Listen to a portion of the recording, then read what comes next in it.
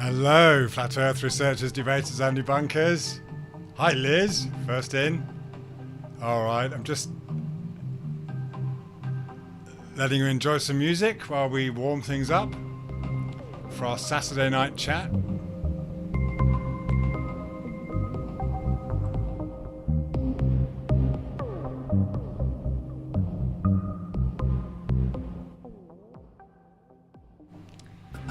We'll just let a few others come in. Say hi if you're there.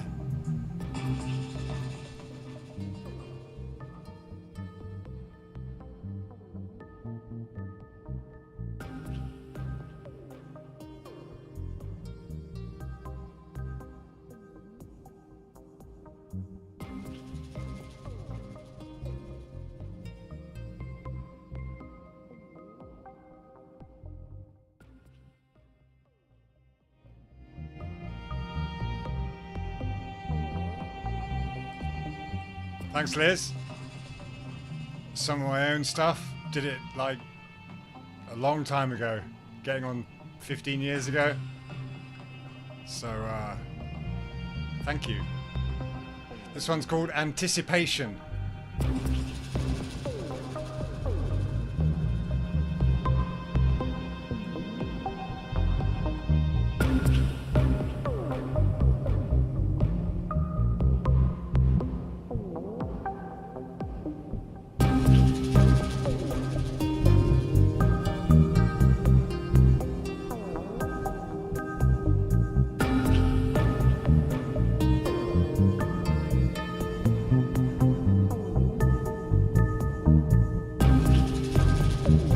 Hi, David. Oh, go get your cuppa.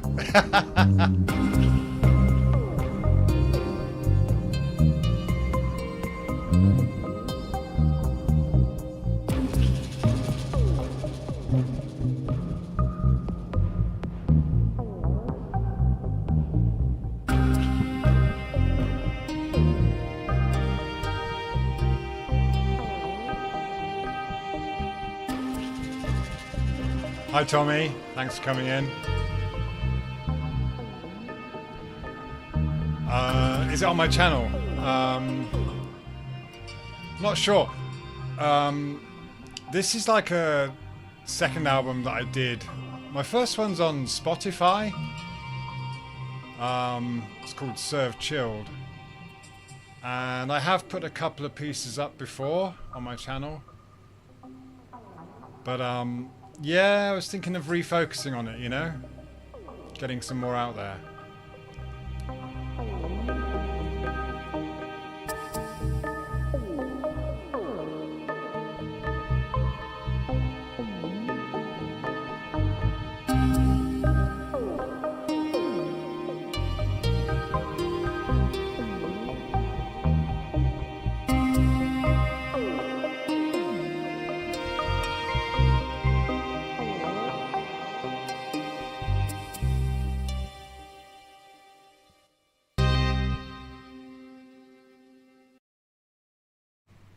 Right, that's enough of that.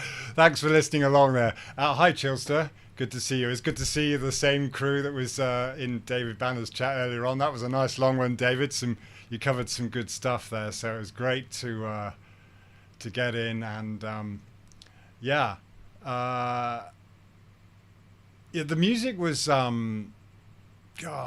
I was just, you know, at a time when I was feeling really inspired. I was working with an artist at the time. And I was just, you know, it's the kind of the awe and the wonder.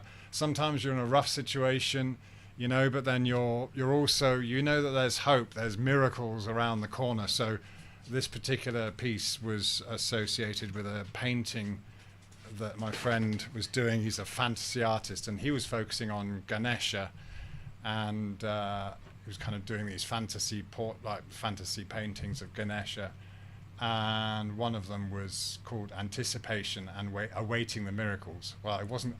My piece of music was called Anticipation. His piece of art was called Awaiting the Miracles. So we kind of did a joint thing where we did an exhibition, and there was a piece of music for each piece of art.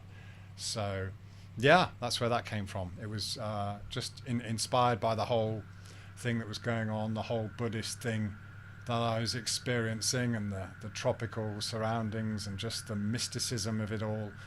And yeah, when people talk about religions, Buddhism gets thrown in there, but it's quite different, really. It's not like all the other religions, including atheism, which you could talk about as being a religion, because Buddhism's like a science of the mind, and so I've put these words up here, I'm not sure if you can see them, but the Buddha apparently said, whether he was real or not, I don't adhere to that either. It's just like anything, there are some very wise people that have said some very wise things. And the Buddha said, believe nothing, no matter where you read it or who said it, or whether I said it, talking about himself, unless it agrees with your, I can't read what the words are here, but basically unless it agrees with your common sense, yeah? So that's it, you any so-called religion, and especially science, should be allowed to be questioned, and we should be allowed to have philosophical debates about it, right? There should be no harm in that whatsoever. So anyway, do let me know if the sound is coming through okay. Too loud, not loud enough. It would be good to know. So I'm just trying to working out if the chat's working. Let's change that to live. Okay, yeah. So I hope you're having a good weekend, and so far there's a lot more to go. And so I got a video. I found a short video recently. I mean, there's videos all the time. Okay, great, thanks, Liz. Videos all the time about they're mostly anti-flat earth videos where people are kind of making these assumptions based on their beliefs about flat earthers, and that's one of the most common things you've got to overcome here, is that people have these preconceived beliefs. Thank you, Chilster, nice one. And that's our biggest problem, isn't it? Because even after all this time, you've still got people projecting their beliefs of what a flat earther is. And a flat earther is just a truth seeker that has reached that point where they believe nothing and they question everything, and they've questioned, the science. And I was just thinking back to that, Rethink. I was just rethinking back to that Brian Cox clip I put on earlier on the last one, where he was talking with Joe Rogan. He's talking about Einstein's basic principle of relativity, and how things move either at a constant velocity or stationary. And the analogy that's often used is, imagine yourself on a train, or if you're on a train platform, for example, the train's moving past you, or you're on the train and it's moving at a constant speed in a single direction, then you're not going to know the difference. Well, that's true, but then you can't apply that to the globe, because the globe is spinning.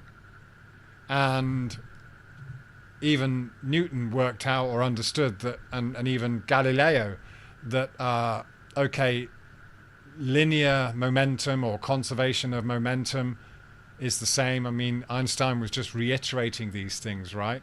That Galileo and Newton had already concluded. And that's all well and good if you're talking about something going at a constant velocity in one particular direction. But a globe is spinning.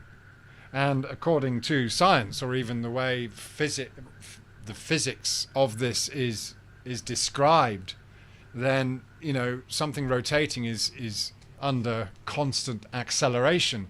because it's constantly changing direction. So this Einsteinian idea of, you know, being on a globe, but you can't tell. There's this acknowledgement that you can't tell that you're on a spinning globe because of this Einsteinian principle that constant velocity is the same as zero velocity. Yeah. But actually, you know, the globe is said to be spinning, and that's acceleration because it's constantly changing direction. Hi Rethink, hi Lex, thank you, much love to you too, and all in the chat. And Uncommon Sense. Oh, is Rethink having a daughter? Oh, fantastic.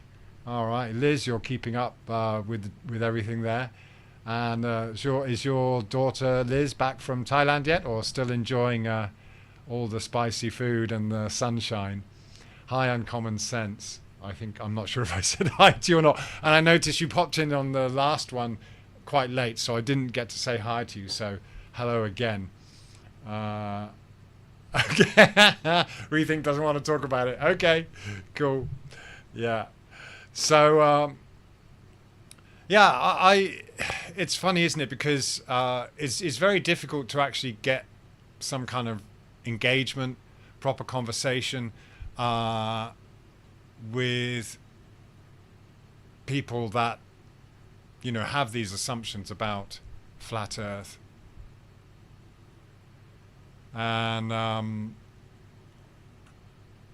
you know, the usual crowd won't come and talk unless it's on their own platform or somewhere where they can control the narrative a bit. But that's all we see people doing, is trying to control the narrative, repeating these beliefs. Oh, she's home and missing Thailand. Really, Liz? Yeah, I'm sure she is. Well, I'm glad she got back. That's great. I'm sure she's got some wonderful memories. Yeah, and that's fantastic to know. So good stuff. Say Sawadee Cup from me.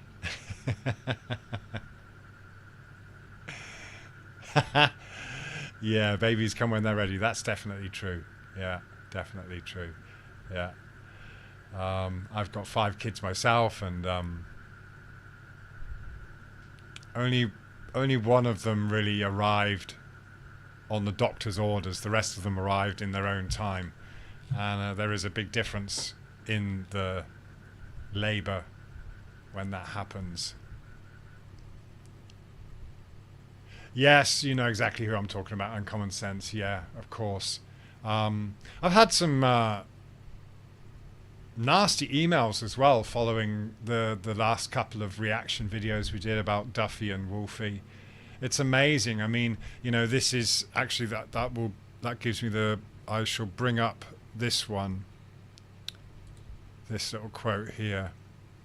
Oops, sorry if that's interfering with the chat there. Let's just try and resize that a bit. Hopefully that's not too bad. Yeah. Bulverism. Yeah.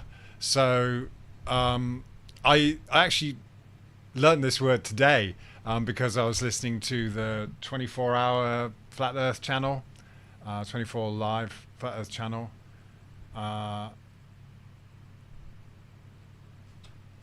And you know, it's that basically that kind of act of not addressing the argument and then attacking the person, shooting the messenger kind of thing.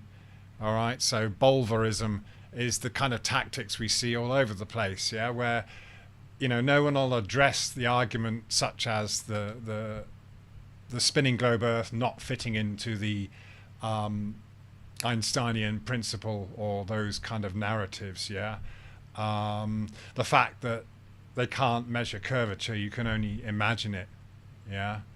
And so, yeah, you get people attacking you for, you know, for these personal reasons. And of course, that's one of the reasons the main reasons we realize that we are dealing with a cult of globalists, yeah, because they, you know, they won't address the actual science.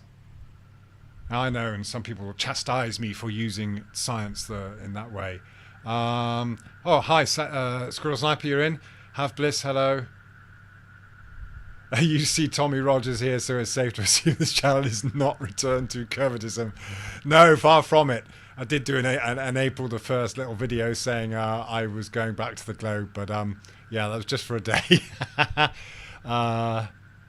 Hi, Squirrel. And Liz says, petting tigers and getting soaked in the street with coal. Oh, she was here for Songkran, of course. Brilliant. And earthquake, yeah. Yeah, a lot was going on at that time. Yeah, and there's a lot always happening here. Yeah. Yeah, that's right, Uncommon Sense. Not surprising, Nick, as their narrative collapses, they tend to get nasty. Yeah, that's right, yeah.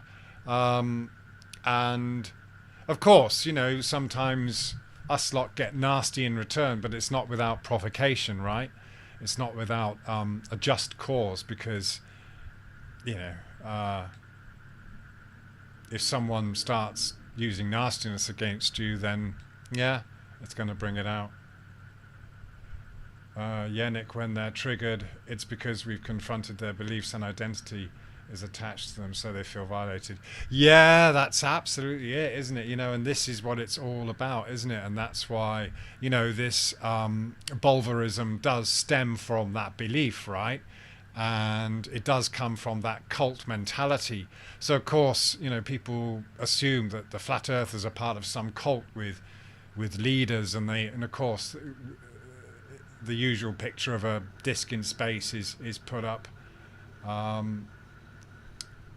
So, hi, good times. Good to see you, my man. Yeah, it really is down to identity, and we saw that in those videos.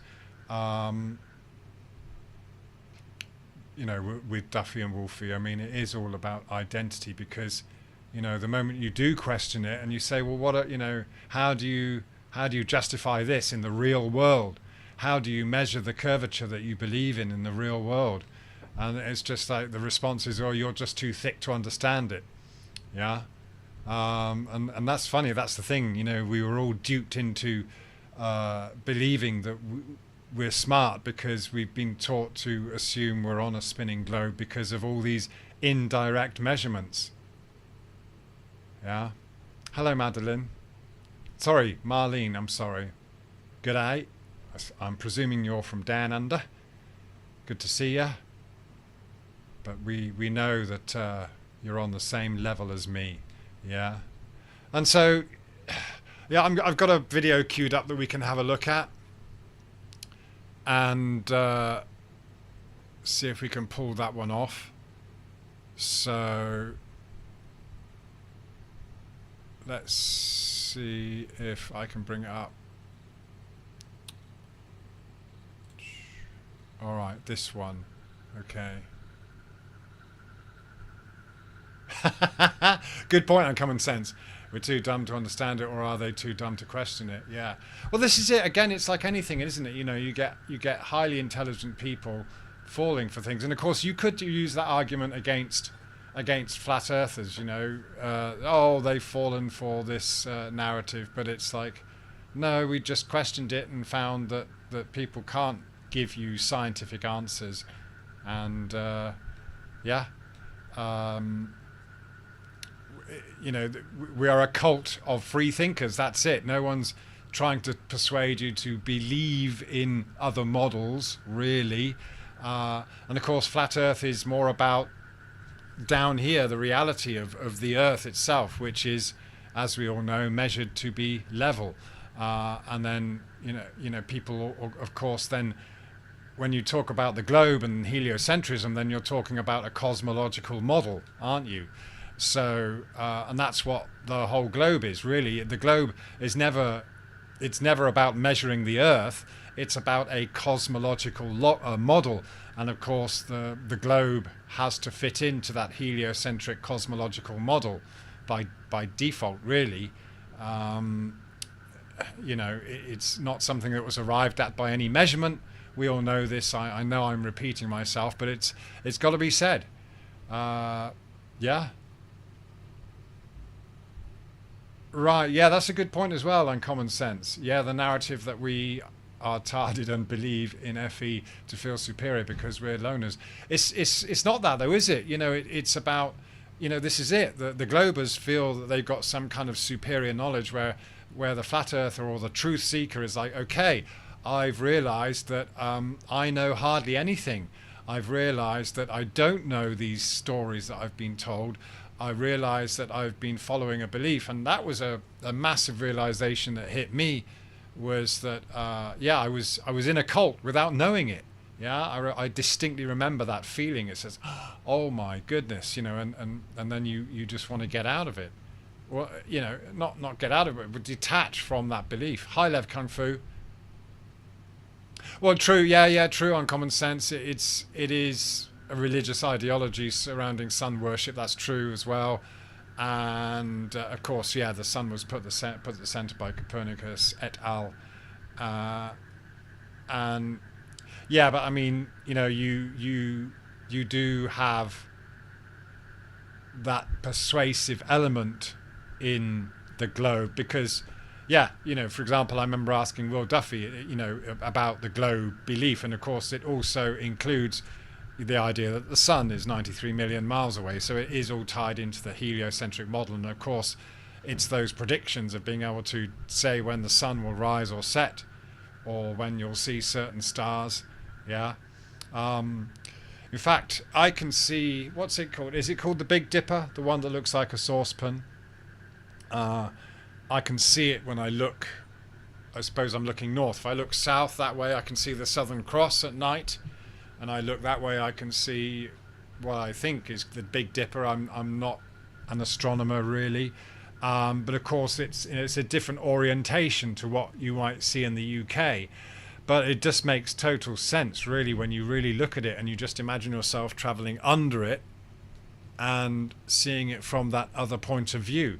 On a level plane, so going, from the UK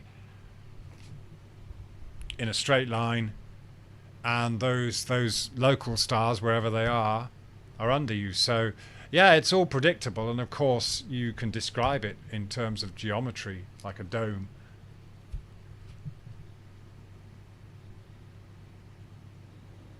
Okay, what's that little message from Liz there? Very shortly. I look forward to it. Okay, I'm coming to the kitchen for a croissant once I stop faffing about. Okay. All right. Lumpy gas in a vacuum. Hello there. All right. Okay. So I've got this queued up. Let me try and play it. I'll have to mute myself, and I'll just stop it. So this is just a short I came across. Top 10 claims flat earthers use to support their theory. 1. The horizon always looks flat. People say if Earth was round, the horizon should look curved, but it looks flat, even from planes. Earth is huge, so the curve looks flat from low heights. But it can be seen from higher up or with the right tools. 2.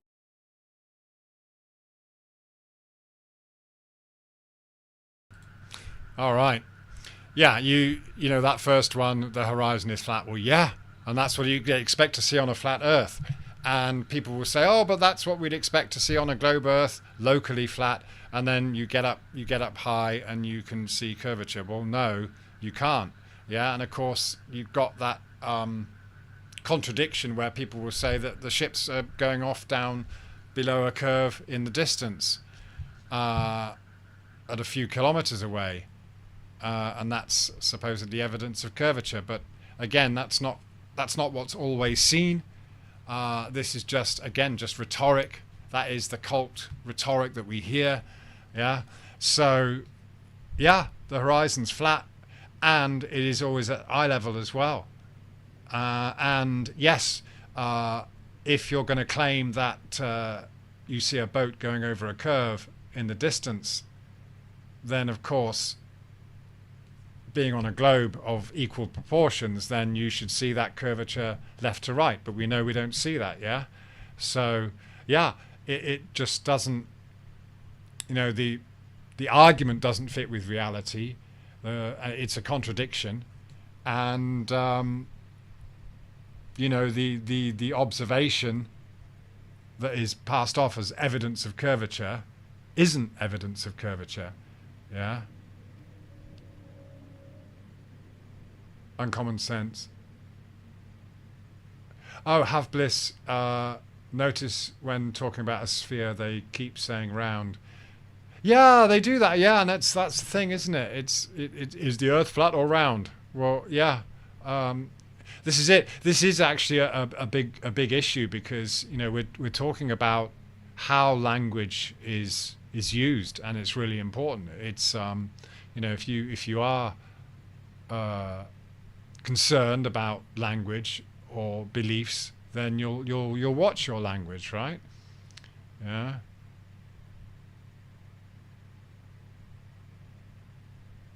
Hi, Charlie. Yeah.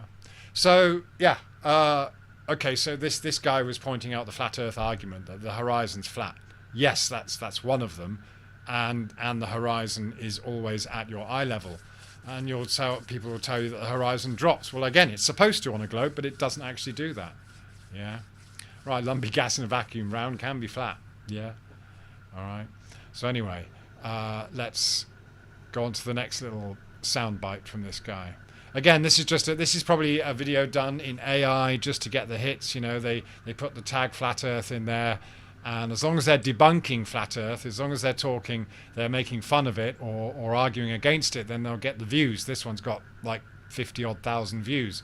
But if you're trying to explain why we do not believe the globe and why heliocentrism is a cult, then you won't get the exposure. All right then, hang on. No sensation of motion. What they say, we don't feel the Earth spinning at 0 miles per hour orbiting the sun, so it must be stationary. Scientific counterpoint. Just like passengers don't feel motion in a smooth-moving plane, we don't feel Earth's motion due to constant velocity and no air resistance in space.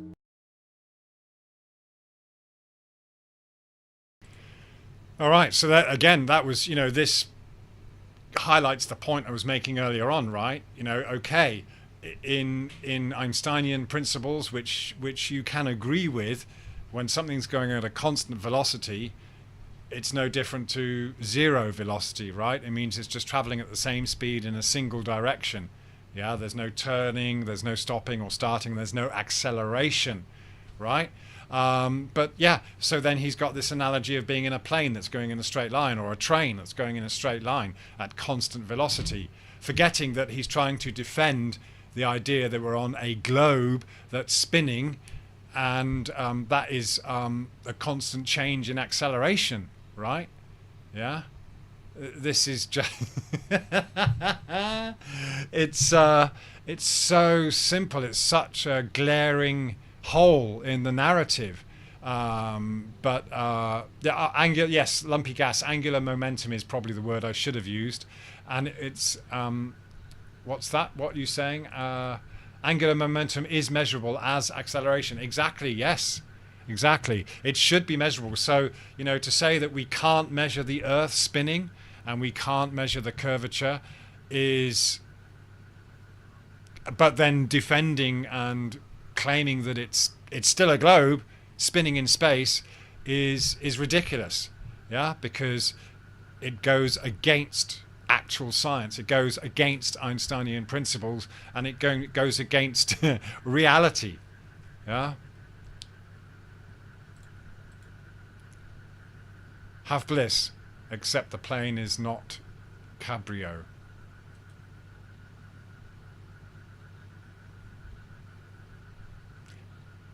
Lumpy gas, are you arguing with me or someone else? Nope, wrong. Angular momentum is measurable as acceleration. Okay, yeah, all right. So, yeah, you're saying, yeah, angular momentum is measurable as acceleration. So it's measured, yeah, basically this spinning globe should be measurable as something that's accelerating, right? Is that kind of, would we agree on that? Yeah. And so that's why I hi Steve HV, good to see you. Nice to see you doing some videos recently. Having a probe with Chat GTP, yeah, GPT, whatever. Yeah. Um, but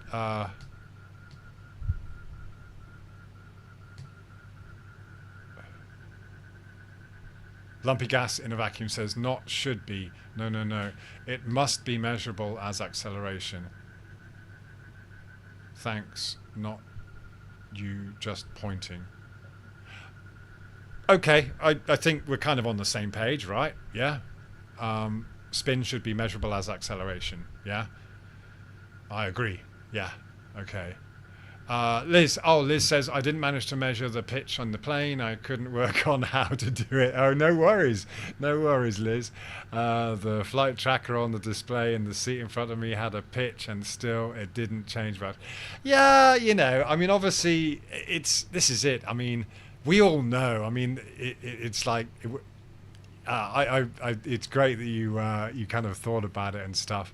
But this is it. Even these pilots that claim to know they live on a globe can't demonstrate or prove in any way whatsoever with a direct empirical measurement of that curvature. Yeah, none whatsoever. So what is it then? It's flat. It's level. It's level all the way, and it's not home depots all the way either.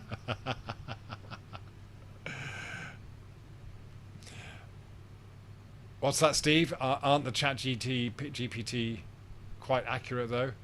I mean, yeah, it kind of, because obviously it's kind of unbiased, isn't it? It's sourcing from the what other information that's out there. So of course there is a lot of information out there which you can pull it on.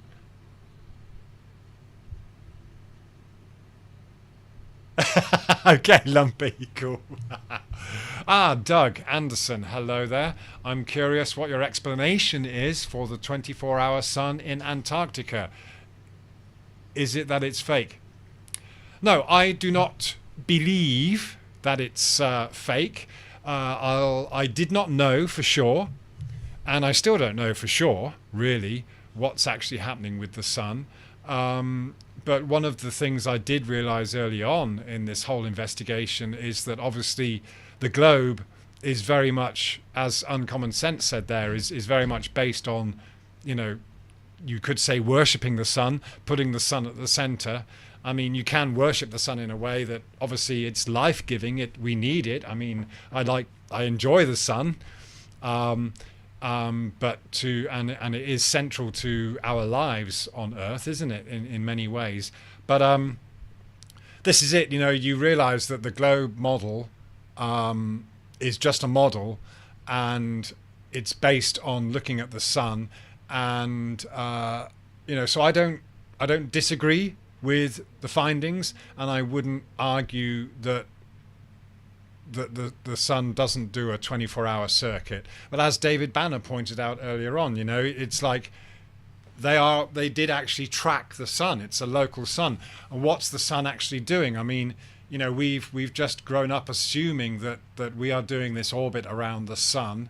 When it comes to flat Earth, you realize that it doesn't have to be that way. Like the Einsteinian principle, you can't really tell what's moving, but if you look at it and you compare it with how we see things in reality, then you realize that the sun rises and sets with perspective. Yeah, we see it traveling off into the distance, and it's clearly local, or you can see it that way. You can see the Earth as stationary, and the sun and the moon and the stars moving, but is the sun doing a figure of 8? If you look at FPV Angel's model, using a Mercator projection, and then the sun does a figure of 8 over the seasons, and you can also see this in the analemma, if I've said that correctly, where you get this figure of 8 configuration in the sky. So again, if it's local, then you can understand that the sun reaches a point in the sky above the level Earth where it will appear to be circling over Antarctica, and then you can do the same at another time of year, 6 months apart, where it appears to be circling around somewhere in the north. Yeah. But what we must not do is assume to know what the sun is actually doing. Are we looking at a reflection? Are we looking at a projection? What are we seeing it through? What is the sun actually doing? And there's also this understanding and a realization that this is all down to intelligent design that is beyond our comprehension. It's not something that we can just fully understand. And yes, we can model it in many, many different ways. So, you know, you can talk about different cosmological models, and you can assume one thing's moving or the other. You can assume circles, but then, you know, we've got things like retrograde motion. It's all down to appearance, isn't it? So I don't know if that answers your question, but basically I would assume that people did see a sun for 24 hours in Antarctica, but it doesn't prove anything, because the possibilities are endless. Yeah. So I don't have an explanation. There are many. You asked me if I had an explanation. There are many possible explanations, but then, you know, you could just ask the same question about life. Can you explain life, the universe, and everything? And of course we can't. You know, we can explain things. We can say, oh, it's you know, it's a Mobius strip thing going off in the sky. It's this, it's that. Yeah, you can make all sorts of explanations. You can reference things that you might see in reality or imagine mathematically. Yeah, you can make up any explanation. Yeah, you can explain gravity in all sorts of ways. Yeah, but that doesn't make it true. Yeah.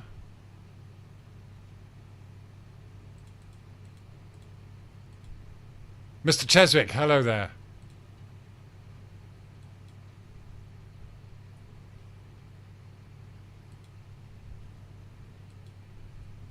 Lumpy. Sorry, I'm just looking through the chat. Uncommon sense, the sun sets just like the plane going over our head. Exactly, yeah, it's local. You see the plane going off into the distance and eventually it disappears. Yeah? Mr. Cheswick, I've seen a fat guy with a beard in... What's that? In a red suit, therefore Father Christmas is real. Yeah, there you go. Yeah. Have bliss. Currently you're colon cleansing. So my way is to find out if they support the faker event. Huh? Colon cleansing and of Antarctica. I'm not sure how they relate. Steve HV, I meant the videos I've just put up on here are quite accurate as to what is going on over the last 14. Ah, I see. Okay, Steve. Yeah, I'm not sure if I saw all of them. I saw about 3 of them, but maybe you've put up more since then. So yeah, I'll have to have another look at those. Yeah. But it's good. Yeah, I think, you know, great, Steve, to be highlighting this stuff. And so, yeah, I mean, I can't comment fully on that without having another look at them, Steve. Uncommon sense says in capitals, yes, Nick, the audacity of these scientismos believing they can or should understand how anything works. Much less. Exactly, yeah. Hello, Emerald Rider. All right, my man. Lumpy gas and vacuum. You don't think they saw a 24-hour sun? Yeah, it's kind of, yeah, we could debate it, and who knows, really. But I don't see that as a crux. You know, why is that's been highlighted as a crux, and that's the only thing that Duffy could cling on to. And again, just relying on that whole heliocentric thing of focusing on the sun. And yeah, David Banner made a good point earlier on, but I haven't been able to find the clip. I would love to play that clip of Duffy making an argument that when he was in a debate that someone else was talking about the sun to justify their position, and that's all they've ever done. Yeah. So anyway, let's get back to listening to this this guy. Hello, Matthew. Okay, I won't take your medical advice. Hang on, I've got to mute myself. 3. Water finds its level. What they say, water always settles flat. Oceans and lakes aren't curved. Scientific counterpoint. Water conforms to gravity, creating a curved surface at a planetary scale. Okay, and so yeah, he put the argument there that the flat earthers or just the truth seekers see that water is flat, and he says, the scientific, I can't remember what he called it, but the scientific explanation or whatever, but it's not a scientific explanation, it's an explanation for a model, for an imaginary model, yeah, presupposed that the earth is moving around the sun, and so he invoked gravity, another imaginary aspect of the model. So these are all, although people will often say, well, it all makes sense. The globe makes sense because of other planets and because of gravity. Yeah, these are just all explanations that come with a model. Yeah, and they're so hardwired into people that they can't see past that. They can't realize that gravity is conceptual. It's a concept that is necessary for the globe. If we were still believing in a flat earth, gravity wouldn't be a thing. We wouldn't be trying to assume or make up explanations for gravity. Yeah? And it's certainly not science. There's no science behind it. It's just mathematical models. The only science is being able to measure the speed that something drops. And this is where people get confused, right? Okay, so someone got a stopwatch and measured a distance, yeah? So we've got measurements there, but these are all indirect measurements, yeah? Just like looking at the sun is an indirect measurement, yeah? So talking about, okay, back to that, who was the guy that asked the question, if you're still there? Sorry, where were you? I'm just going back through the chat to see if I can find who asked the question. Doug Anderson. Doug's asking about the 24-hour sun. So you see, before they went to Antarctica, they made a big announcement, and they had plenty of time. They had several months, right, to get all this together, right? So you think about the Foucault's pendulum. This is something that again people look to as proof. It's funny because that was a proof. When was it done? Back in the 1800s or something? Before aircraft. This was like 50 years before the Wright brothers even took off on the first flight, right? The Foucault's pendulum in the Pantheon in Paris was put up. It's quite high, and so Foucault comes in and shows his pendulum, and his claim is that the Earth is spinning beneath a pendulum that's just swinging backwards and forwards. So from our perspective, we're seeing this pendulum go backwards and forwards and do this circle over 24 hours, okay? And it's claimed that the pendulum's actually just swinging backwards and forwards in a single direction on a linear path, as it were, while the Earth spins beneath it. So what would have been really cool for the likes of Duffy and all that doing their so-called science, their so-called final experiment, which he's now gone to talk about it in plural. He now talks about it as the final experiments because at least he's realized that just going to look at the sun going around, watching the sun going around with a camera that had to move, as David Banner pointed out, he's got to move the camera around. So what would have been really good was to take a Foucault's pendulum down to the South Pole or to Antarctica, get it swinging. Yeah, you could just have McToon on there pushing it backwards and forwards, or McToon on one end, Dave McKeenan on the other, sitting there on the snow, yeah, pushing the Foucault's pendulum backwards and forwards on this free thing, and then see if that actually tracked the sun, because according to them, the sun isn't moving. It's the Earth that's moving beneath them. So what they should have been able to do was line this Foucault's pendulum up with the sun, push it backwards and forwards, and see what happens. Yeah, because Foucault's pendulum is supposed to be suspended freely above this rotating Earth. So you can think about what was supposed to happen. Yeah, that would have been a really good experiment to actually do based on the fundamental experiments that are said to prove the globe. But of course they don't prove the globe, because once you get flight, once you get aircraft coming into the world, 50 years after Foucault's pendulum, then of course even someone like Wolfie will tell you that there's no Coriolis, there's no spinning of the earth beneath you. It doesn't matter which direction you go in. Well, it's funny, Wolfie can't make up his mind there, because in the last video we looked at, of course, he's trying to tell you that when you're in an aircraft, you're doing that and the globe Earth is spinning beneath you. Yeah, but then in reality, that's just for the model. That's just how you have to perceive it, or for a model.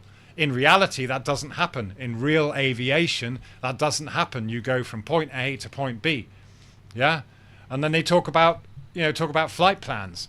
Well, what's a flight plan?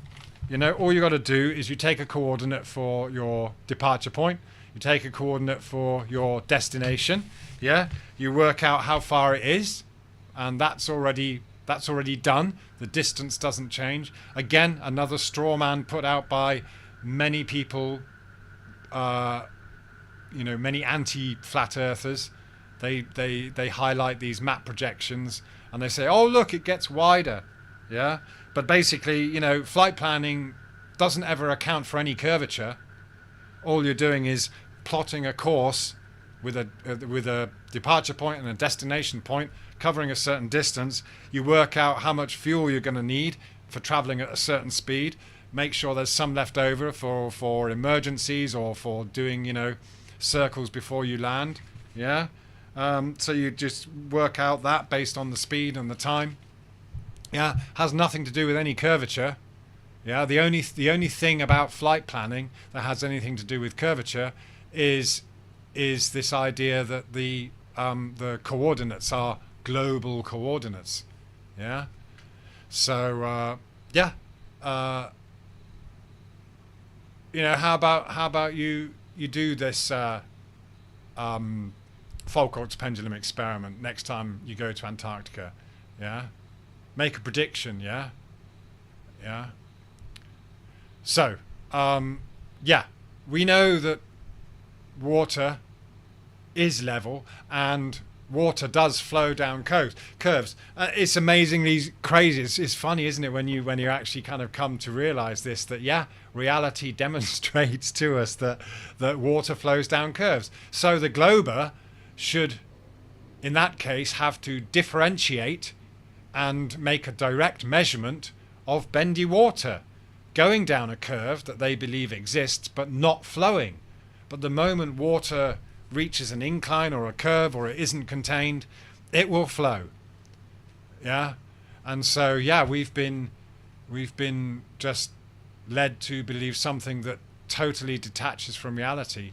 So that's again why when people talk about the globe, although you might not agree 100% with what I'm saying, for example, uncommon sense about the cosmological model, and yes, it is a belief system, etc. That's the thing. That's what they do. They jump out of reality into this cosmological model and invoke imaginary concepts, gravity, flight plans, what have you. Yeah, Glenn Souch, welcome. Decoding with Jordan. Okay, hello there. It is funny. Yeah, it is. Yeah, that's a good point, Emerald. How do we falsify gravity? Exactly, Glovers. Yeah. Mr. Cheswick, I care not what the globe freaks say. I want to see bendy oceans. Then the curve, then the spin, then the pressure without containment. Then I'll become a NASA. Yeah, all those fundamental, well said, Mr. Cheswick, all those fundamental aspects of the globe. Yeah, it's so simple. It is so simple. All right. Yeah. Yeah, good point, decoding with Jordan. By definition, globers are delusional. But, this is it, really. It's just, what you can see around us is a lot of people do operate on delusion, whether you're talking about flat Earth, globe Earth, or just, this whole kind of world of things like insurance and and stuff and materialism and jobs and economies and politics, you know, it is all delusional, the whole thing. It's not. That's why flat earth is such a good thing. It's a catalyst, right? It's a for discerning between knowledge and belief. Yeah. And again, just going back to that free thinking of not having the attachment, not having that identity, not identifying with a political party, not identifying with some particular person, yeah, and yeah, or a politician. And so, yeah, I would say that, you know, in many respects, you know, people are delusional. We're all delusional in many ways, and it's our job while we're here to try and discern between the delusions and reality. And the reality is that we don't know where we are. We don't know what we're doing here. No one has the answers. Yeah. Not even the simple answers, as you pointed out, Mr. Cheswick. Yeah. Not even the fundamental answers or measurements of the things that they believe in. Bendy water, gravity, curvature anywhere on the earth whatsoever. Yeah. So let's go back to that one, see what the next point is. It appears flat only at small, local levels. 4. No real photos of the whole Earth. What they say. All Earth photos from space are CGI or composites. Why don't we have live, continuous footage of a spinning globe? Scientific counterpoint. We do have photos, and even NASA and other agencies have shared real-time images also. Oh, that's funny. Did you notice in that he was saying that the scientific viewpoint is that we do have real photos of Earth, but in this video, oh, David, thank you very much for your super chat. A couple of quid there. That's good for a pint, isn't it? These days, or is a pint more than that? Thank you very much. My friend here is enjoying this, Nick. Oh, that's great. Thank you for introducing your friend to it, David. Much appreciated. Yeah, you notice that guy didn't even make the effort to put the so-called real images of of the globe. Oh man, now you're fighting it out. Emerald Rider, a $10 super chat. Thank you very much. Thank you. It's Mother's Day here tomorrow, but wifey oh my god! So last time your daughter didn't get it, I got it, and now you. Now you're giving it to me instead of your wife. Oh man, I'm going to be in real trouble with all the girls there. Thank you, Emerald, and thank you, David. That's very generous of you. Thank you. Yeah. Mr. Cheswick, we should start taking the piss out of them more. Do interviews with us lot becoming ex-Globers. Yes, let's do it. Okay, you got to get a decent phone, Mr. Cheswick, or we could do a hangout. I'd love to interview you, man. In fact, that's a really good thing. Let's do it. My email is in the in my channel. I'll put it right here as well. Okay. And this is why I got this hateful email, yeah, from a few people. But yeah. You know, let's do that. I would much rather have these live interactions, you know, by talking face to face, than this. So yeah, hit me up if you're up for it. I'll open, you know, and even if it's right now, we might be able to do it. But it can be for another date. You know, just email me, and we'll set it up. Yeah, that would be really cool. I think it is good to have, yeah, truth seekers, flat earthers talking. Yeah, so. Any of you, yeah? Let's do it. Let's do it. Right, back to the thing. Back to the vid there. 5. Airplane flight paths are inconsistent. What they say. Flight paths in the southern hemisphere don't make sense on a globe, but they do on a flat Earth map. Scientific counterpoint. This is due to airline efficiency, jet streams, layovers, and air traffic patterns, not the shape of Earth. 6. All right. Well, as usual, he didn't really come up with an argument there. He talked about flight plans being down to efficiency and what have you. And I would agree in that sense. And yeah, he said it's nothing to do with the shape of the Earth. So that was a truism there. Flight plans have nothing to do with the Earth being assumed to be curved. all right? And okay, flights in the southern hemisphere. Well, again, we're talking about. I think he mentions this point later on, but going around the Earth, the globe, the so-called globe, it's never been done.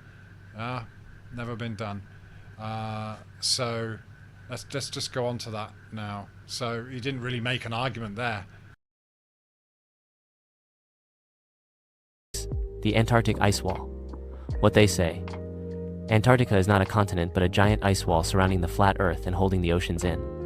Scientific counterpoint. Antarctica is well studied and mapped. Many expeditions have gone inland, and the ice wall idea comes from old flat Earth maps. 7. All right. Yeah. So obviously, he's brought up the ice wall, which is a kind of it's an idea that came about because of the azimuthal equidistant map, which, although it's been touted as a flat Earth map, doesn't really work as a map or a model, shall we say. It does in many respects, but the fact is that flying to the south and going beyond and then going north again, I mean, no one's done it. No one's ever done it. And the ice wall, again, is not necessarily, it's an idea, it's a theory, and it kind of makes sense. It's one of many possible explanations, but none of us are really hung up on this.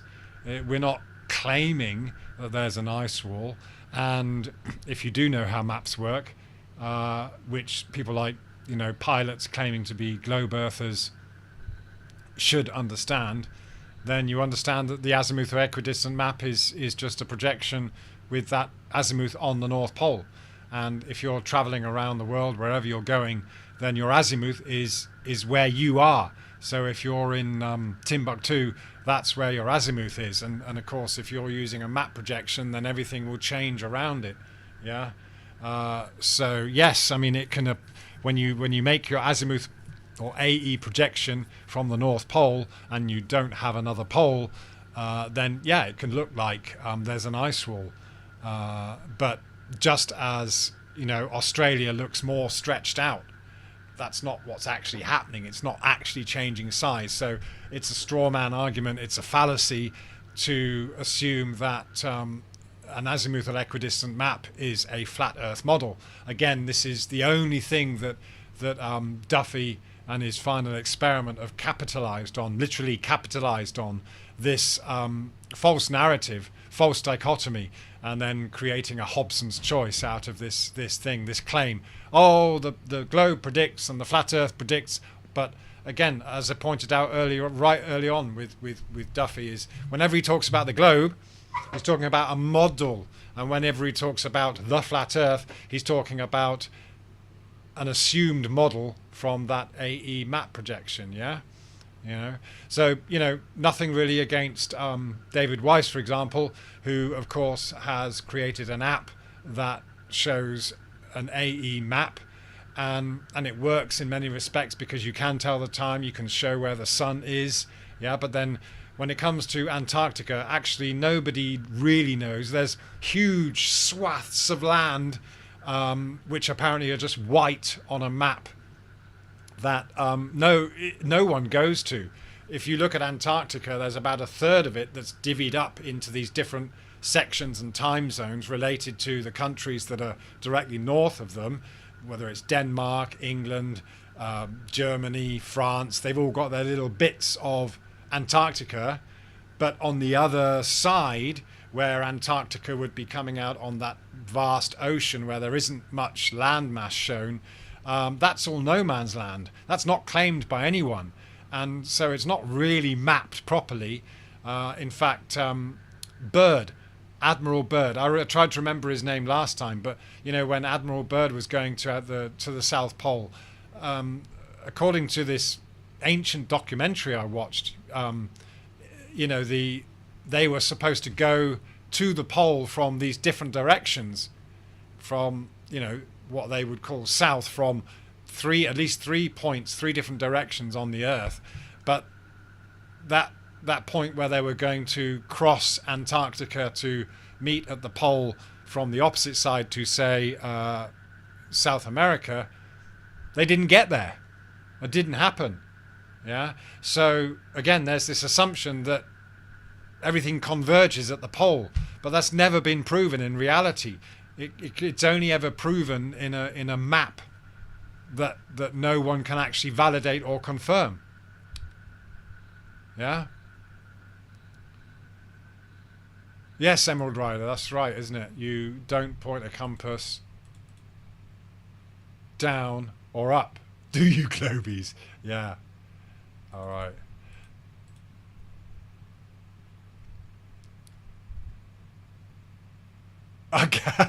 Admiral Bird, Captain Burnside, Mr. Cheswick. Aye, aye.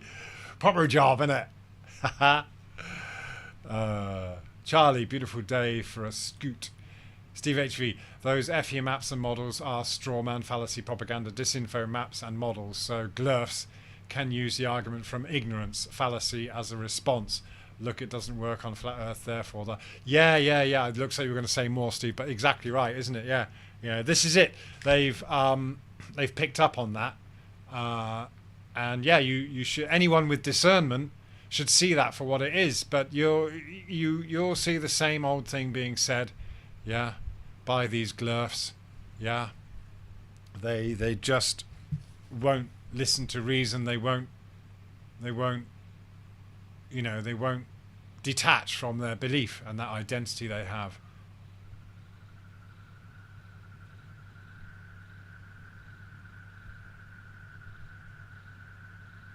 Yeah, and common sense, selling your data, I mean, you get sucked into downloading racism. Yeah, I mean, I don't know. I suppose, yeah. Well, obviously, if you sign up for something, then you're giving your email away. But I'd be more worried about, what kind of the bigger corporation. In fact, I got an email recently, and I've done a little bit of research on it. But there's a company contacting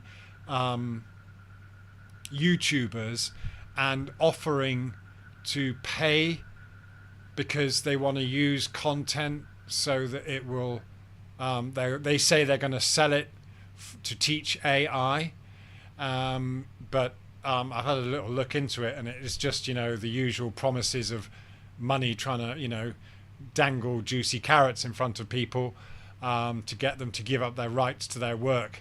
And so no, I won't be entertaining those guys. I won't be, basically it looks like an agreement where you would basically give up your rights to your content, and they could sell your content, they could sell your likeness, they could sell your words, and yeah, I'm not going to be party to that. So yeah, but I can imagine that there are a few globe Earth channels or former flat earthers that would probably get into that, and they would probably go for the money. But although it's wonderful to receive the support from you guys, super chats and what have you, and of course I do monetize this, just to kind of because YouTube's going to monetize it anyway. I'm not going to be giving away that kind of thing. So there's some big corporations that are probably contacting every single YouTuber out there, saying, "Hey, we'll buy with a promise to pay you for your content without you doing anything." Yeah. So what's that in common sense? It's in the YouTube terms and conditions. They can use your content however. Oh right, yeah. I would imagine that's probably true. And I mean, yeah, that's one thing that, but this goes a step further, where they're whatever this company is, whether they're in partnership with YouTube or not, I don't know. But yeah. Any thought? And then Uncommon Sense is asking, any thoughts on what's happened to Witsit? I don't know. I haven't heard from him for a while, I suppose. Yeah. Interesting. Yeah. I don't know how much he was affected by this. Maybe it's interesting, isn't it? Yeah. I mean, that whole TFE thing was kind of, yeah, it was obviously a psyop, and this is why it's funny, because you'll see a lot of globers saying, "Oh, lots of flat earthers were offered the opportunity to go to Antarctica and see for themselves that you got a 24-hour sun," and they think that just because flat earthers didn't go, that they were afraid or they were scared, and that's ridiculous, because actually it was just obvious that you were going to get set up right from the start. Yeah, they basically, if you went along, you were going along with the whole straw man, the whole false dichotomy. You were basically saying, "Oh, all right then, okay, if I see a 24-hour sun, that means I got to go back to the globe." Yeah. So, I don't know. I wouldn't know what happened to Whitsitt. I don't have any personal connection with him, and really, I just kind of, I wonder if he was kind of goaded into it. I'm not sure. Maybe he's focusing on his family. Maybe, I mean, this is it. I can imagine that, another aspect of getting involved with these guys, with the TFE guys, is that you're stepping into their pseudo world. You are gonna end up. It's gonna mess with your head. Yeah, because that's what they're out to do. They're out to mess with people's heads. Yeah. What's that?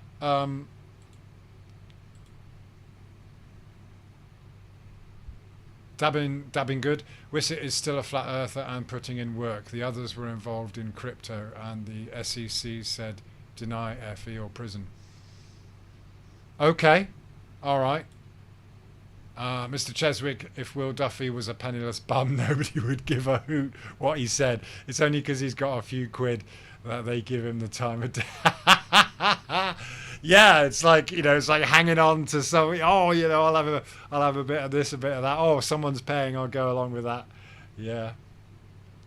Uncommon sense. Whitsitt seems. Oh, sorry, I've just scrolled past your chat there. What was it? Whitsitt seems to have been massively impacted since TFE, though there is some speculation in relation to his personal life. Yeah, again, I wouldn't speculate personally. We've all got things to deal with, and obviously when you do get involved with something like the truth, or flat earth, I mean, yeah, it can be a very consuming thing, and of course the more you get into it, the more consumed you get by it. So sometimes you just have to take a break. That's understandable.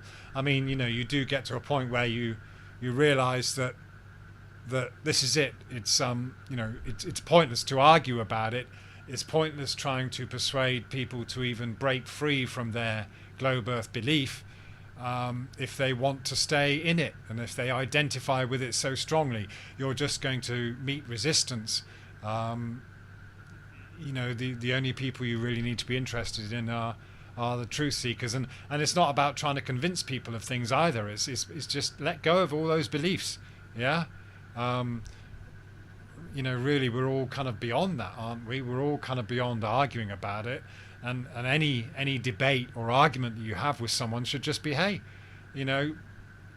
can you discern between knowledge and belief? Can you admit that you don't actually have anything to uphold your belief apart from some kind of contrived model? Yeah.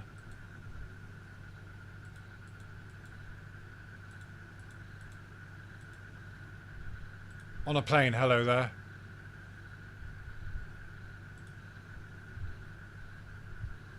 Sorry, I'm just trying to grab everyone's there. Lev Kung Fu says, Whitsitt stole the Taurus field from my work. Oh, really? Okay. Yeah, again, good point on common sense. I mean, why would someone push it so hard? What would make someone push that globe belief so hard and make up these straw man arguments. What is it? What's actually driving them? I mean, yes, you can understand for some people it is a case of identity. It's a case of defending, especially if it's a pilot, and their whole thing is based on this globe belief. Then they're going to defend their belief. They're going to defend their identity. But with Duffy, it's like there's something else, isn't it? It's something else going on. It's not. It's not a belief. You know that he's having to make stuff up, and he's done this for ulterior motives. Whether it's purely for money or something going on in the background, who knows? But that's the thing that we're all facing, isn't it? We're all kind of second guessing people's reasons for doing stuff, and the only reason a lot of us are here is because we realize the extent of the nonsense, and you don't want to be associated with. You got out of the cult and you jumped into the cult of free thinkers, where we're trying to get away from beliefs.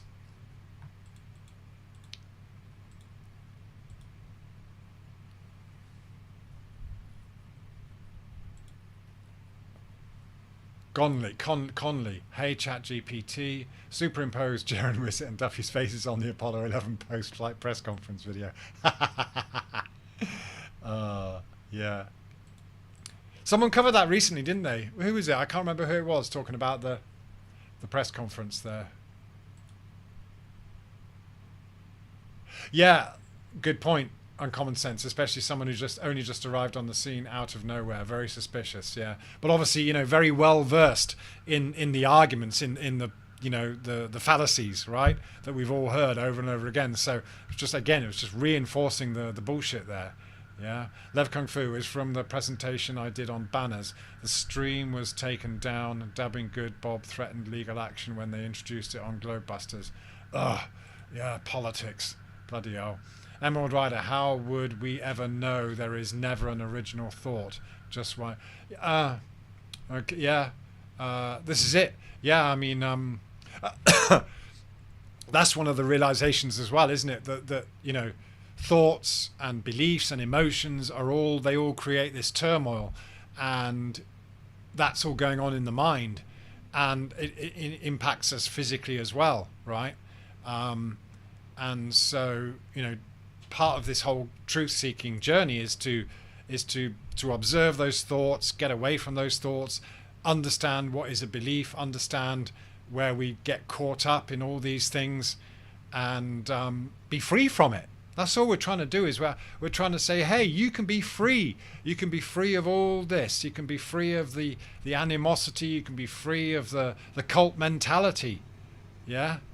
And yeah, there was a time at first when it's very exhilarating. You want to share it with the world, and you think you're going to change the world because you've realized something. But it's not about feeling special. It's about just realizing that there's a truth, an unknown truth. There's a lot more to explore. Yeah. So yeah, that's the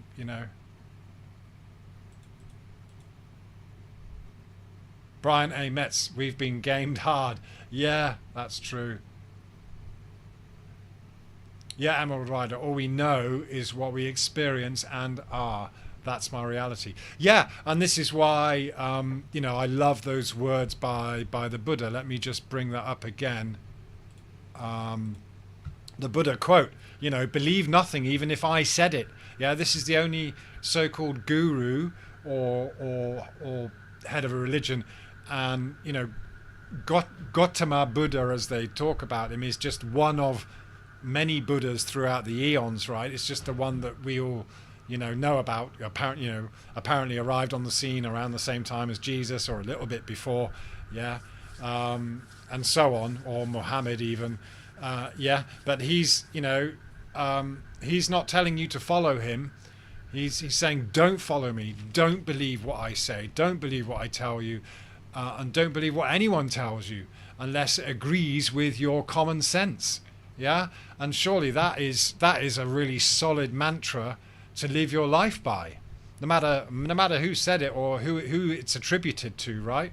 I mean, and that's something that we get. It's something that we, wouldn't you say, Emerald Rider? You know, we get that. We don't have to be told that.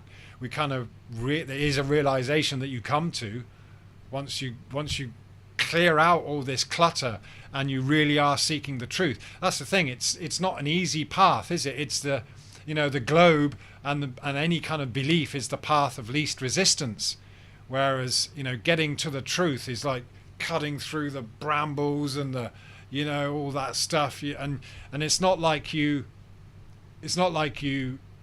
discover the actual truth, but you discover that you are comfortable with not knowing and being free from all those beliefs. And so, yeah, welcome to the flat earth cult of free thinkers. Yeah. Dabbing good. What are you saying there, Dabbing good? What do you think is the world's first rodeo? Fine, you can think that, but you also can't prove me wrong. Okay. I'm not sure what you're trying to say there, Dabbing good. Yeah. Uncommon sense, just as Jesus says in the Gospel of Thomas and also through Gnostic teachings. Okay, nice one. Yeah, you're a lot more familiar with the Bible than I am. Yeah, and I would agree. A lot of these prophets say very similar things, right? And they talk a lot of common sense. But yeah, it's it's like the problems come when people say, well, that man has written down the word of God, but it came through someone else, and yeah, so it all ends up being confounded, doesn't it? Yeah. So, yeah.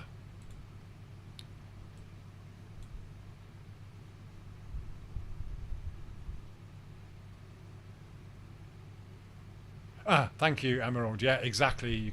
Only you can discover this. Yeah, and it is a wonderful feeling. This is it. It's like yeah, like I said, you go through that path because you know there is some kind of light at the end of the tunnel. You can feel it. There's a purpose, but yeah, there's also that eventual realization that okay, there's still a limit. There's a limit to our knowledge, and we have to be comfortable with that. Yeah. Mr. Cheswick, I learned everything I know off Mulder from X-Files and Roy Walker off catchphrase. Oh, bro, I've forgotten about that. Is that still on? Oh, trust no one and say what you see. Oh. Emerald Rider, unleashing the global mindset is the path of least resistance and the hardest resistance in a way. Yeah, good point, man. For you. Oh, hang on, I'm missing. I'm just okay. Earthship Bear, hello. Buoyancy is simply a chain reaction of force motion. The air pushes the helium because it is more dense than the helium on the ground is pushing the air because it is more dense than the air. Okay. Yeah, okay, yeah, Earthship Bear, you're kind of, and you're with that assuming that the Earth is in motion, right? Yeah. Again, it comes down to this is the thing we get though with the Einsteinian principle that you can assume it to be one way or another and this and that, but what can we really prove? I've yet to see a direct measurement of the Earth moving.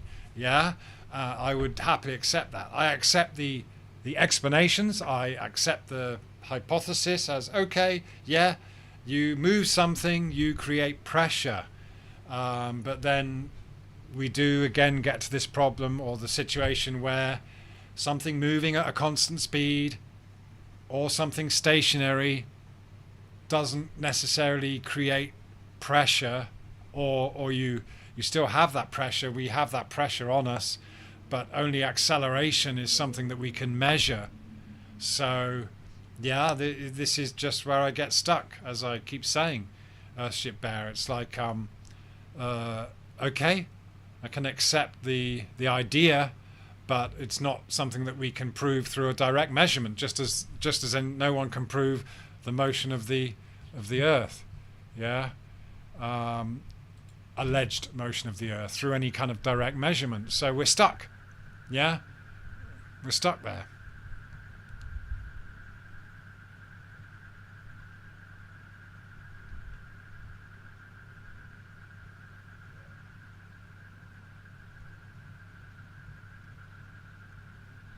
Ronald, hello.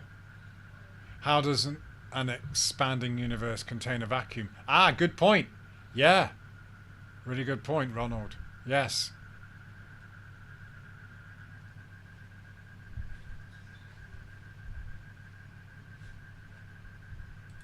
Earthship Bear. No hour contained Earth system environmental is in motion. Matter has no ability to move on its own volition. Well, yeah, but you know, again, Earthship Bear, you're claiming that, well, you're still making a claim based on presuppositions. Yeah. Yes, you're right in many respects that you can't move something unless you push it. But then, you know, if something's attached to the Earth, or if it's ended up there for some reason, you know, again, it's like you're still going back to having to presuppose how it all began. Yeah, you very quickly get to that point of just infinite circular reasoning. Yeah. So, yeah, but there's also upward motion, isn't there? So what's happening there? If I fill a helium balloon, which is a mass, you know, a helium balloon becomes a mass, and that goes up. So what's happening there? Is the Earth rising up and pushing it up? Is that what you're saying? But it's actually traveling up away from us. Yeah, so it's accelerating, is it? Yeah. So, yeah, there's always going to be some kind of contradiction. Yeah. Or something that you can point to in reality that doesn't quite fit. Yeah. So, yeah, again, containment is, well, what containment? Is there a firmament? I don't know. Yeah.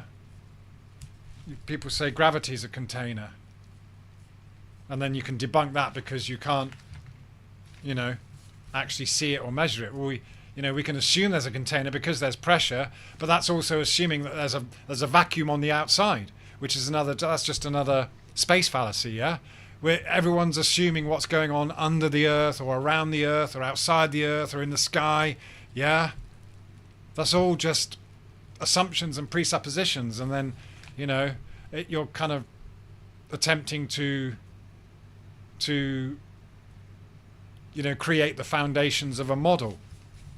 Yeah, but we don't know what, you know, again, this is why I'm really not fussed about trying to decide what the Earth is, because we've already kind of worked out that it's a realm, and there's something beyond the physical realm that you know, makes us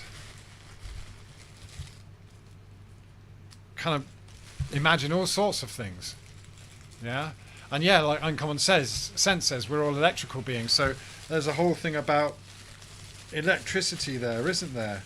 You know, we don't know what's really going on. I mean, you know, electromagnetism, electricity, it's all part of the thing that's going on around us. Yeah. But that, you know, that's all taken out of the equation as well. Yeah. Whether it's the globe Earth or the rising Earth. Yeah.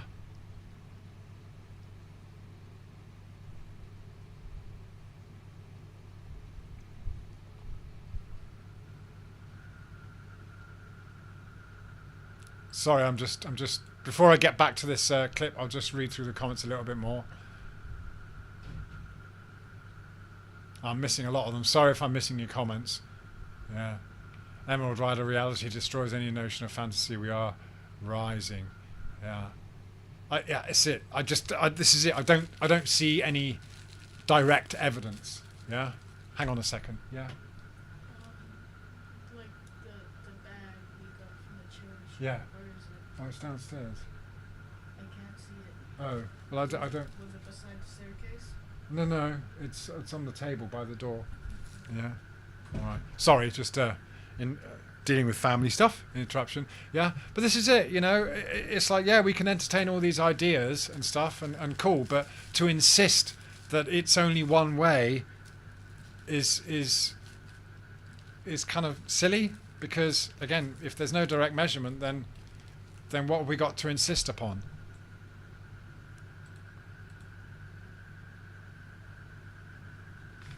Oh gosh. You see, Earthship Bear, you see now, this is the thing, mate. Why do you turn it into this bigoted argument where you're saying the only contradiction is your inability to acknowledge reality? See, you're now doing this thing, bulverism, yeah? All right, bulverism. Let me just bring that back. Yeah, because I've just addressed your point with some logic and just said, okay, I can go along with it, but I can't prove it, and I know that you can't prove it because of this, that, and the other. You've now turned to bulverism, where you're attacking me and the others that question you. I've got a question. So where's your direct measurement of the Earth moving? If you don't have a direct measurement, I can accept it as an idea and a possibility. But that's it. I can't claim to know, and nor can you.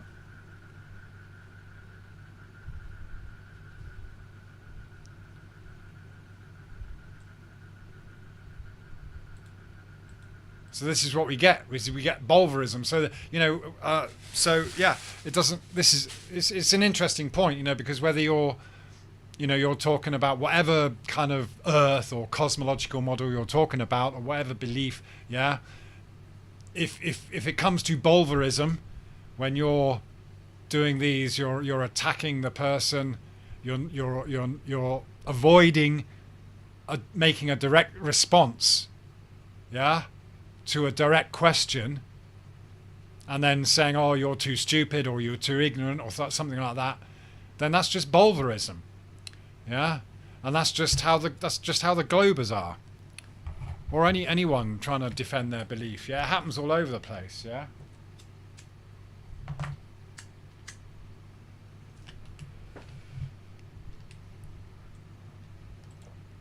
Tony Whitcomb, hello. Making trainers or washing up liquid is science today. What a joke.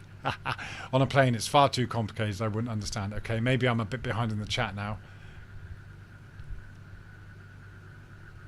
The pizza risers never clarify where the pizza is flying to. Yeah.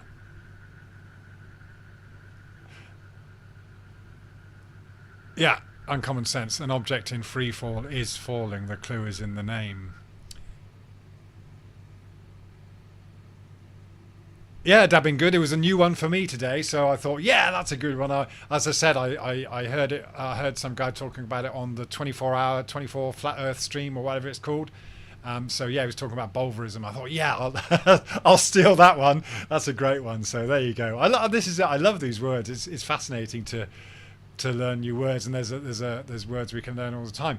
But again, when that's why words are important.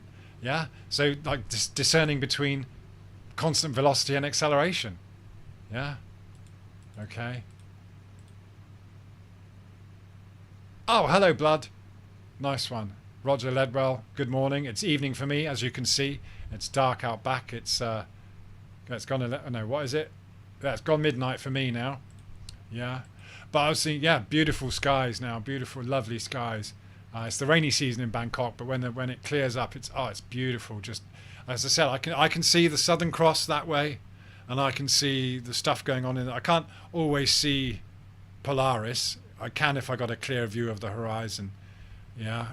But I can see that pan, the Big Dipper, and it's fascinating. And if you just look at it and you think about it, and you just move your point of perspective, you can understand that we're seeing it from a level Earth with local stars. Yeah. Hello, Post. My app says 10 meters per second squared on acceleration with gravity and 0 meters per second squared on acceleration without gravity. So they have to turn on something for it to show in the app. Also, isn't gravity 10 meters per second squared, they say. Yeah, it's supposed to be, isn't it? It's around that. Yeah, I mean, yeah, that's. I remember being introduced to the Newton weight in school, and it's like it didn't understand. Okay, a Newton is like 9 point. They call it like it's 9.8 kilograms, but then why? And it wasn't until I started looking into flat Earth and kind of work all this out. The Newton weight is based on this idea of acceleration. So they've literally created this weight based on that measurement, which, yeah, okay, you can round it off to 10 meters per second squared. So, yeah, but that the Newton being 9.8 kilograms, I think that's what it is. Or is it whatever it is? There's a 9.8 in there, is down to that measurement of time, and then making that association to acceleration. Yeah. So, Dabbing Good says the Little Season and Nephilim seem to be new subjects in the truth community. Always something interesting. Yeah. Post, which is what they say the upwards vector is. Oh, I see. Right. Yeah. Well, yeah. My understanding of the upward vector is that it's supposed to be constant motion, right? So, it's like, yeah, again, it just comes down to discerning between constant motion and acceleration. As far as I see it, in the real world, it's only acceleration that can create weight.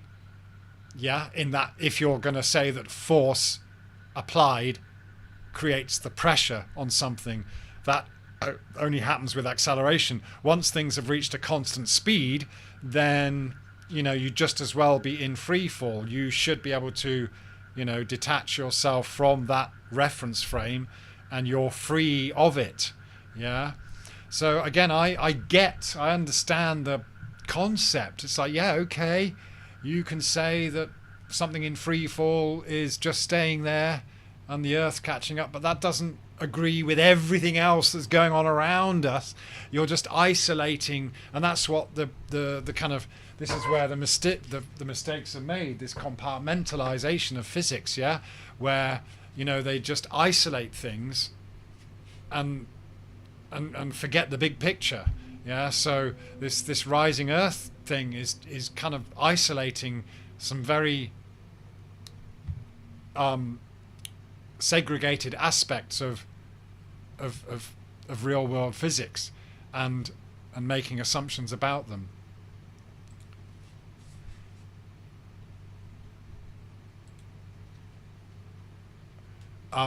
Post, with regards to the stars, I'm starting to see them more as I do with clouds, which are always on level by layers, and they go into the distance, not bend over the horizon. The same with stars. Yeah, exactly. Good point, Post. Yeah, because I was just thinking about this the other day. I was just looking out, and you can see clouds in front of you, right? But that's perspective. That they've just appeared to get lower, and so they do become this wall in front of you, right? And of course that's what the sun goes behind. I mean, you can see the sun go behind a cloud, yeah, and that's exactly what's happening in the distance. Yeah, the sun is local, it's low, it just goes so far away that it appears behind the clouds. It's really, and yeah, that is one thing that David Weiss once pointed out many years ago, and that's kind of true. It's like, yeah, the clouds they appear to be sitting on top of the horizon, and then above that you've got the stars and the sun, and they go beyond the clouds. And yeah, you don't and I remember very early on, what was his name, one of those really early flat earthers, damn, I wish I could remember his name. The guy with the dog,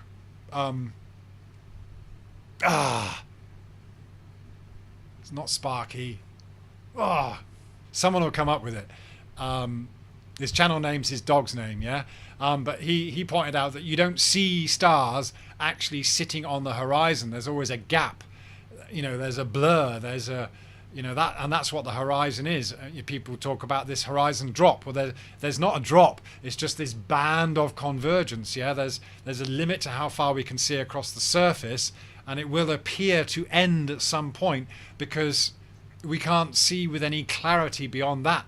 And then you get this band of convergence above the surface where you don't see the stars or the clouds actually smacking the Earth like you would expect with a globe, actually. Yeah. You don't. There's just this gap. There is a gap there, but it's mistaken as the globies don't really see what's really being seen.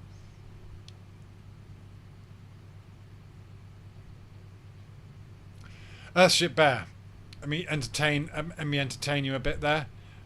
Hello, Christian Walkin.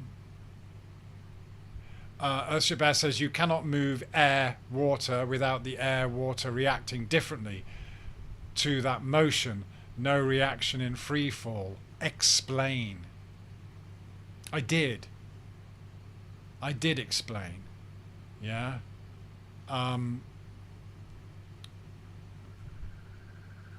If something's moving at a constant motion, then there is no pressure. Yeah. Yes, we experience pressure on the ground or between ourselves and the ground because we are denser than the air, blah blah blah. Yeah. But if you turn that around, or you turn it sideways and you talk about trains and planes and things, yeah, then no, you do not experience pressure from constant movement. If you are going at the same speed as your reference frame, then you essentially end up being weightless, except that for the most part we are in this environment where we are in less dense air and there is an up and a down. Again, no one's denying that. Yeah. So yeah, I can't explain it beyond what we experience without making shit up that I don't actually know, and I can't actually measure, and I can't actually prove. So why should I explain it? What I asked you for, Earthship Bear, was a direct measurement, just like we asked the globies for a direct measurement of curvature, or a direct measurement of the spin, or a direct measurement of the movement. Yeah? And then along comes Michelson-Morley, and they say that Michelson-Morley proved that Einstein was correct. And what was Einstein's principle? That if you're moving in a constant direction or you are stationary, there is no difference. So there's no way of measuring the difference unless there is acceleration. Yeah? Oh. So, yeah, again, Earthship Bear, you've come back with this bulverism. Yeah, you're avoiding. Can you directly measure the Earth moving? No. You can infer it by presupposing, but it doesn't necessarily fit with everything else that we see in reality. Yeah.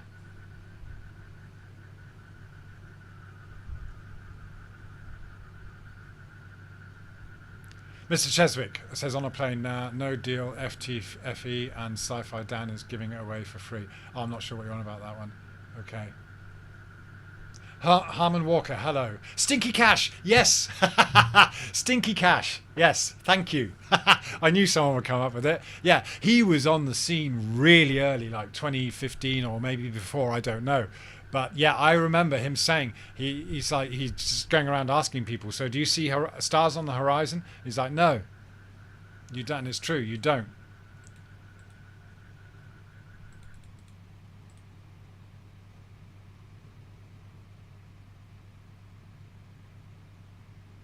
Yeah, Earthship Bear. Oh dear, Earthship Bear. Yes, surely here someone understands the laws of matter in motion. Learned this shit in 6. Yes. Again, this is it. Referring to the laws of motion. If you look at Newton's laws of motion, Einstein's laws of motion, Galileo's laws of motion, don't disagree with them. Yeah, it's true. Constant velocity or zero velocity doesn't make a difference. Acceleration makes a difference. So that's why the spinning globe doesn't make sense. It's not constant movement because it's constant acceleration. Yeah. And you know, we know that it's constant acceleration, like a centrifugal force, will create that pressure. Yeah, but there's nothing that we can do or measure, or an experiment that we can do to prove that constant motion creates pressure. Is there? Yeah. Harmon Walker. Newton, Einstein, Hawkins and Bob Nodell and Dell think they figured out nature and what causes up and down. A man can only observe nature, not create it. Just sit back and enjoy. Yeah, okay, Harmon Walker, good point. This is it, isn't it? Yeah, I mean, this is, you know, if you're on a truth-seeking journey, it's wonderful to reach that point, and it's really, really difficult. It's a real challenge, and it's a daily challenge to reach that point where you are looking at everything with this innocent perception. This is something my friend Super One Green has taught me about, yeah? The innocent perception. She's just written a book called Beyond Illusion, actually, which is quite good. You know, this is it. And the same with Zen and these Buddhist principles, yeah? It's just you accept reality for what it is, and you accept that you can't prove why it is the way it is. We can't. What can we do?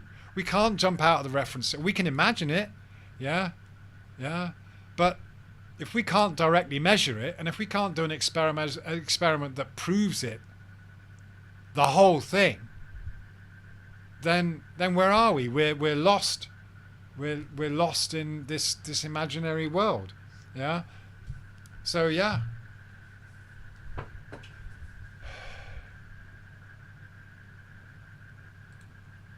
What's that, David? I think the signs were there that Jaren was going to jump ship. Oh, okay, you're talking to Dabin. All right.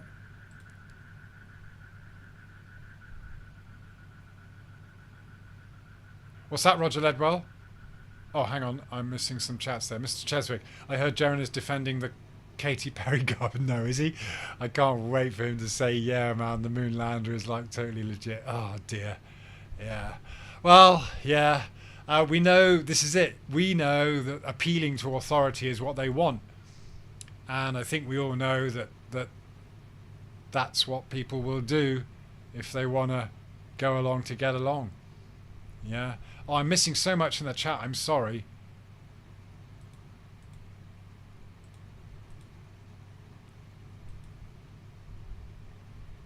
Yeah, I'm sorry if I hope you kind of... Right, Dabbing Good says, but for a decade we always said nothing in the sky proves what under your feet. Jaren said it for years too. It's crazy, but threat of prison or for crypto will make almost anyway. Okay, yeah, again, they're kind of like, yeah, I can imagine that might be a scenario, but I wouldn't know if that's true or not, yeah. I wouldn't be casting aspersions, but maybe you've got some insider knowledge that I don't have, yeah. Yeah, Emerald Rider, there is no acceleration for grids up or down. We are stationary. Yeah. Yeah. I mean, this is it. That's how it appears. That's how it's measured. Yeah. Unless, yeah, I would accept if there was a measurement, then okay, a direct measurement. Yeah. Luke, 23. Hi. Good to see you, man. Yeah. Luke is a comedian, by the way, doing the rounds. And you got smashed with a storm here in Bangkok. Wet season has arrived. How's it down there? Yeah, it's pretty. It's on and off, mate. Yeah, we got some heavy weather. Yeah, it will get worse, I'm sure. It's not been too bad though. It's sporadic. Yeah.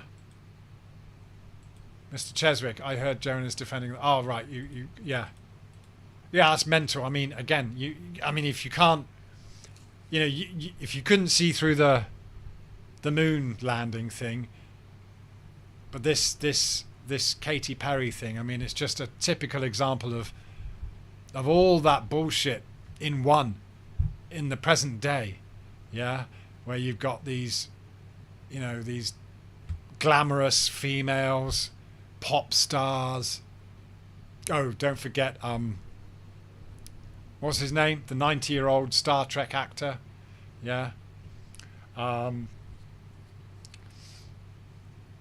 And even if they are going up even if they are going up there and then coming back down again, what's that proving? Again, it's just they're talking about going into space, and no one's talking about seeing the curvature of the Earth up there, even if they are getting up there, are they? No one says that. Oh, I can see the curve. Look at that. Yeah. Post. It's so funny.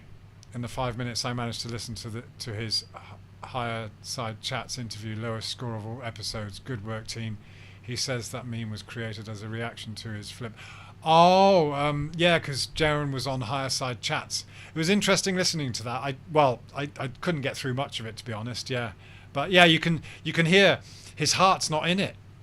Yeah, you listen to Eric DeBay, and you know it's like his heart's in it, and it's because of the obvious, right? Because of reality.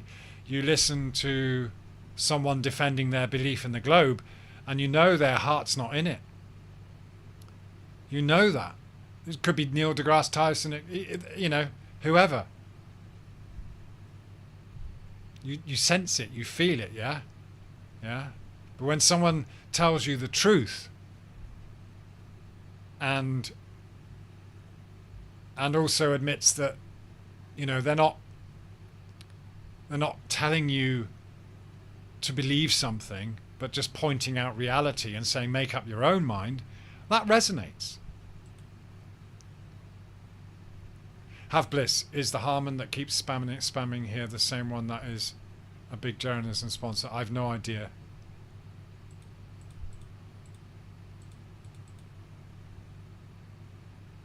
Yeah, Kate, that's right. Oh, TJ Hooker. Yeah, gives the Cheswick. Action pose. Yeah.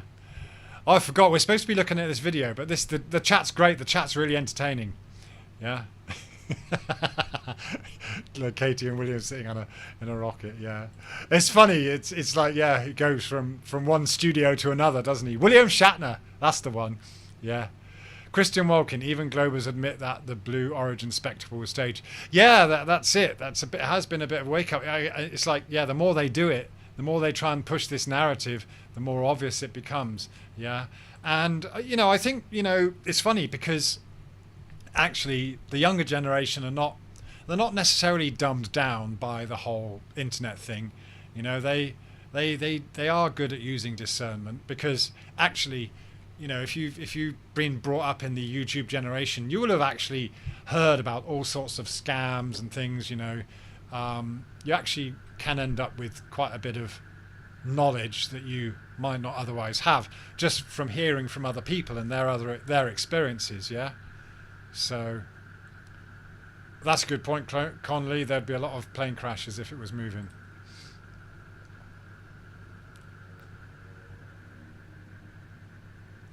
Oh, Roger says they did make a point to say it. We see the curve. Really? I hadn't heard that, but maybe they said that.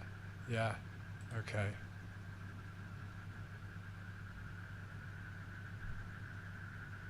Yeah, Christian Walken, the Globers seem pissed off and frustrated, most of them. They're mostly just selling insults. Yeah, again, bulverism. Yeah. And I would respect a Globie that came up with a measurement, or I would respect a Globie that said, hey, sorry, I can't measure it, and so yeah, I'm not gonna try and prove anything beyond that. Yeah. Okay. Anyway, let's get back to this.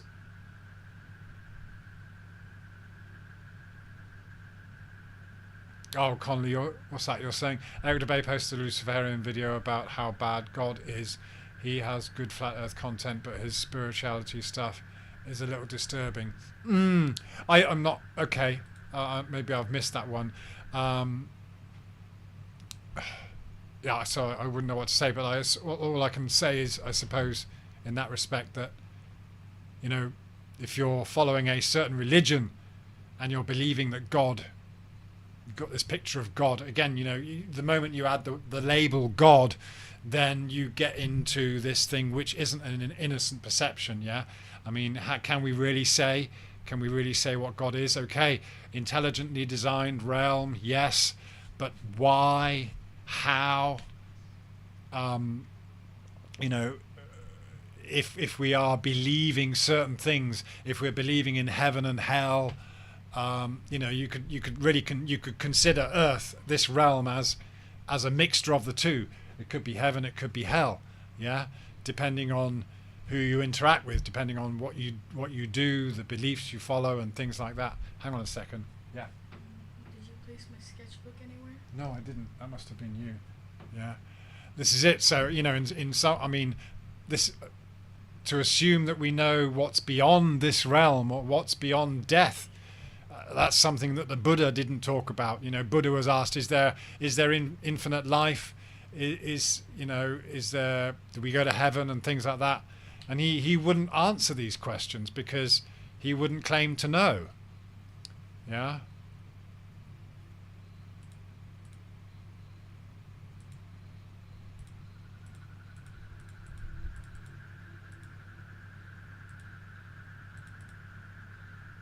Okay. What's that, Mr. Cheswick? I can remember all the old TV show themes, but I can't remember anything happening in them. Yeah. That's true, Dabin. Yeah, well, that's all globies have done there for over a decade. Stop their feet and point in the sky. Yeah.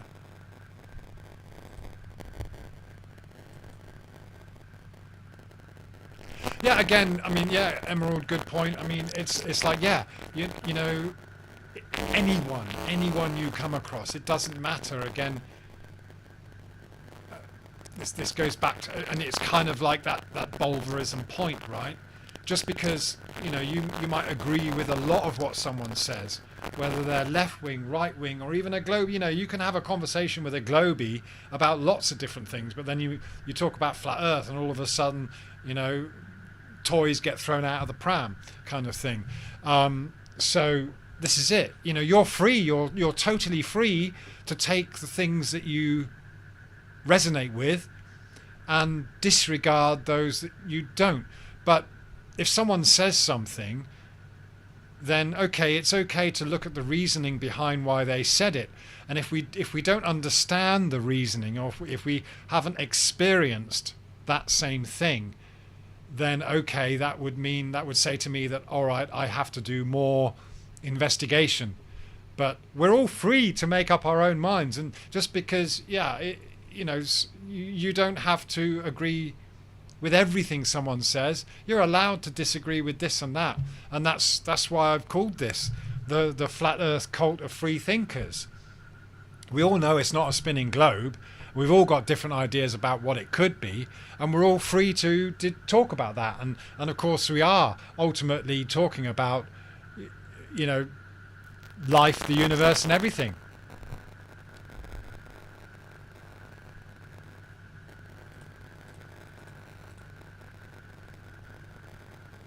And yeah, okay, when it comes to shills or people making money, whatever, I mean, yeah, that can get in the way. Personally, this wasn't a thing for me.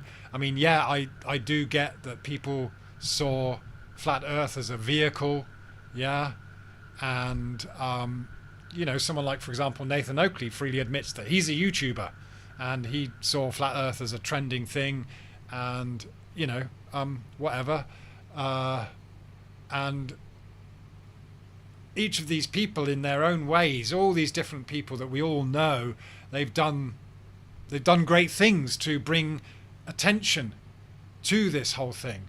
But ultimately, it's up to us. It's up to, just like, you know, Emerald Rider, you said, it's really up to you. You fight that path, you clear the way, yeah.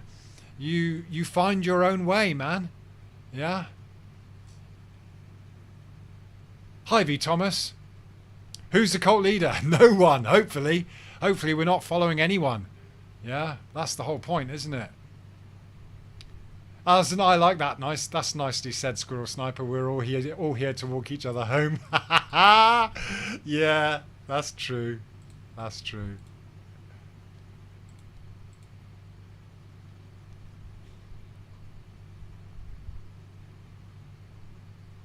Okay, thank you, Conley. Yeah. I mean, it's yeah, money is one of those things we all need, you know. But this is it. I wouldn't. You know, if you're really kind of looking at YouTube to make money, it's not. It's really, you know, it's just like, yeah, they're going to stitch you up all the way, aren't they? I mean, yes, they give you a lot of tools, they provide this and that because ultimately they're making money out of you and your content, yeah. But of course, in many respects, look at what we're doing right now. It's great. We're having a chat. I'm allowed to talk about my stuff. You know, there's a certain amount of freedom there. There are some raw. I mean, you know, the monetization might get. Often my monetization gets squashed because they realise that I'm talking about flat Earth and I'm pro flat Earth rather than pro globe. Yeah, the pro globers get lots of money thrown their way. Yeah. And of course, at one time, it was, as we were saying earlier on, David Banner, you know, it's like, yeah, there was a point where Flat Earth seemed to be like, wow, this is great. This is like, it's catching on. And it was going to be big. It was getting too big. It was getting too popular. Yeah. And so they had to switch it all around. Post says, watch The Wave, school ed film from the 80s, and you learn why you shouldn't have a leader. Ah, okay. The Wave. All right, I'll look that one up.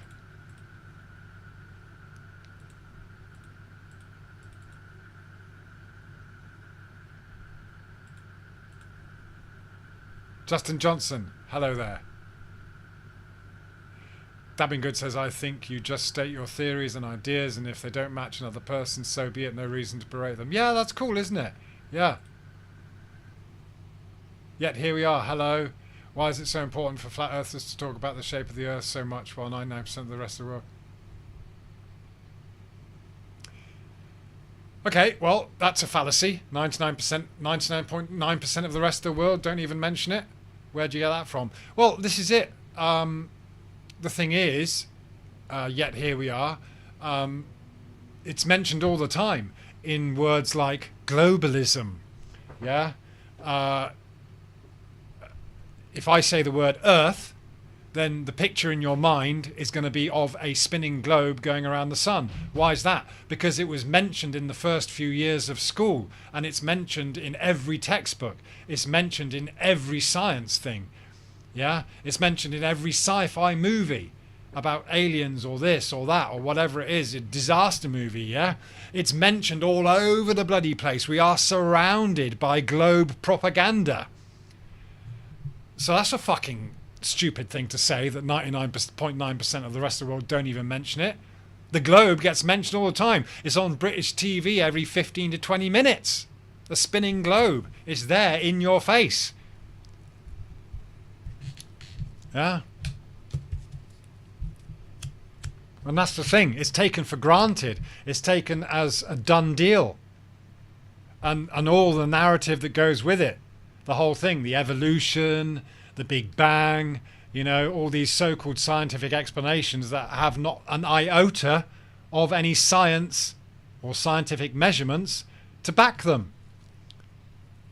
So it's important to point out that we've been led to believe things that no one has ever measured, no one has ever proven. And then you are free. Yeah? You are free from the belief. And as I keep saying, it's not only about the shape of the earth, because this isn't about saying, well, if it's not a globe, then it must be this. The point is that it's not a globe, and that's been imagineered by looking at the stars and the sun. Yeah? But to turn around and say that we know what it is, or we've got an alternative model, is not correct either. Is it? So that's why it's important. Yeah, here we are. Excuse me, just got to sip some water.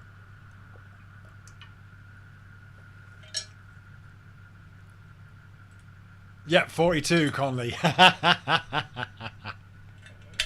Yeah. Well, that's the thing with, you know, like the Hitchhiker's Guide to the Galaxy. It's like, it's great, isn't it? Because it's a piss take. It's a piss take on the whole thing, isn't it?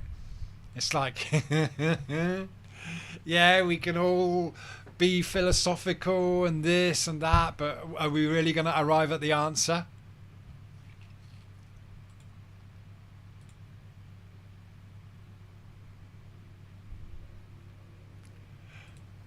And so you're good. Okay, you're questioning. Yet here we are. People who believe the Earth is a globe aren't free. That's a good question, actually. But no, if you are enshrined in any belief, you are not free. That's the point. And the globe is the most predominant belief. It actually, it crosses religions. Yeah, it is a religion in itself. This is the thing. This is why I'm talking about this whole cult mentality. Yeah. So the thing is, what happens is that we believe in the globe by default because that's what we're taught. And it's not 99.9% of the population. It's just a fraction of the population that has been indoctrinated for the past couple of generations by this Rockefeller, education system. Yeah. But you go and ask people in Asia who follow the lunar calendar or something like that. Yeah. I would tell you that 99.9% of the population of Thailand couldn't give a shit about the shape of the Earth because it's not something that they're indoctrinated with. Yeah. So, and they are free from that belief. But then again, they are indoctrinated by their culture. There are certain parts of the culture which is funny because as a foreigner, you can see that. You can see how, you go to a foreign country, it's very easy to see how the people of that country might behave in a certain way because they've been indoctrinated in that culture. It's not their fault. And for the most part, everything's fine. But if you are seeking the truth about reality and the truth about our existence and the truth about our origins, all you got to realize is that most of what people will say, 99.9% of what people will say, stems from a belief or a culture. It's where the word cult comes from, right? Yeah. So the whole point of flat Earth is to accept reality as we see it and experience it on this Earth, and as is measured physically on this Earth, without referring to cosmological models and the existence or not of, beings or gods and this and that. Yeah. So, we understand that heliocentrism is a religion. Atheism that is intrinsically linked to heliocentrism is also a religion because you're denying point blank the existence of God or intelligent design. Again, when people get caught up in this God, when Richard Dawkins talks about the God delusion, in some ways he's got a point because he's talking about the delusion that you can have if you believe God is a kind of how can I say an all-loving being. When you look around you, and of course, no, we see things going on that doesn't agree with that. People are suffering in all sorts of ways.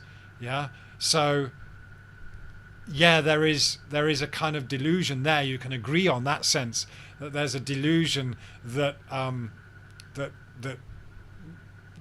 God is always looking after you or is benevolent when you're talking about an intelligent designer. But we don't know. When you talk about karma and these things, you don't know why we're experiencing suffering in certain ways, or it's beyond our comprehension. Yeah. So this is the point for me personally that I would love people to get to. Yeah. yet here we are, is that yes, we are trapped in beliefs in all sorts of ways, not just about the globe. And yes, you can only be truly free when you are free from those beliefs, whatever they are. Graham 9, hello. Ask, okay.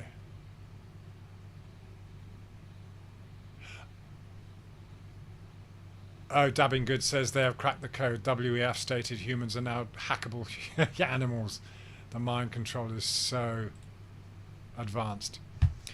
Well, in a way we are, aren't we? I mean, our minds are hackable, and that's been done, since the days of Bernays, right? Edward Bernays and all these psychologists and whatever. Yes, in many ways we understand that the brain and the mind is hackable. And again, this is why we have to be free from all of that. Yeah. So it's kind of true. I mean, yeah, whether it's the algorithms on social media or whatever, they're all hacking into our brains and our minds.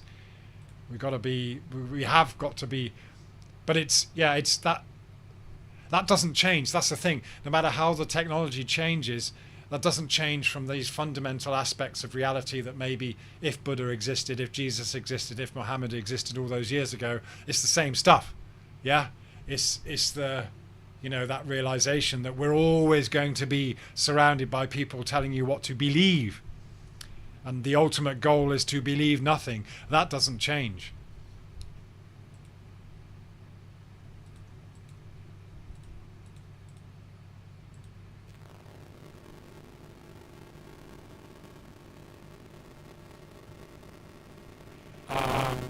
Dabbing Good says yes, because I'll be more loving and caring than most humans on this earth. They are closer to the ground.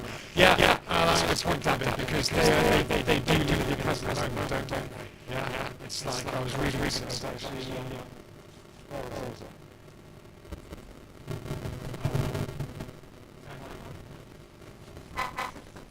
Found this as a charity shop today, actually.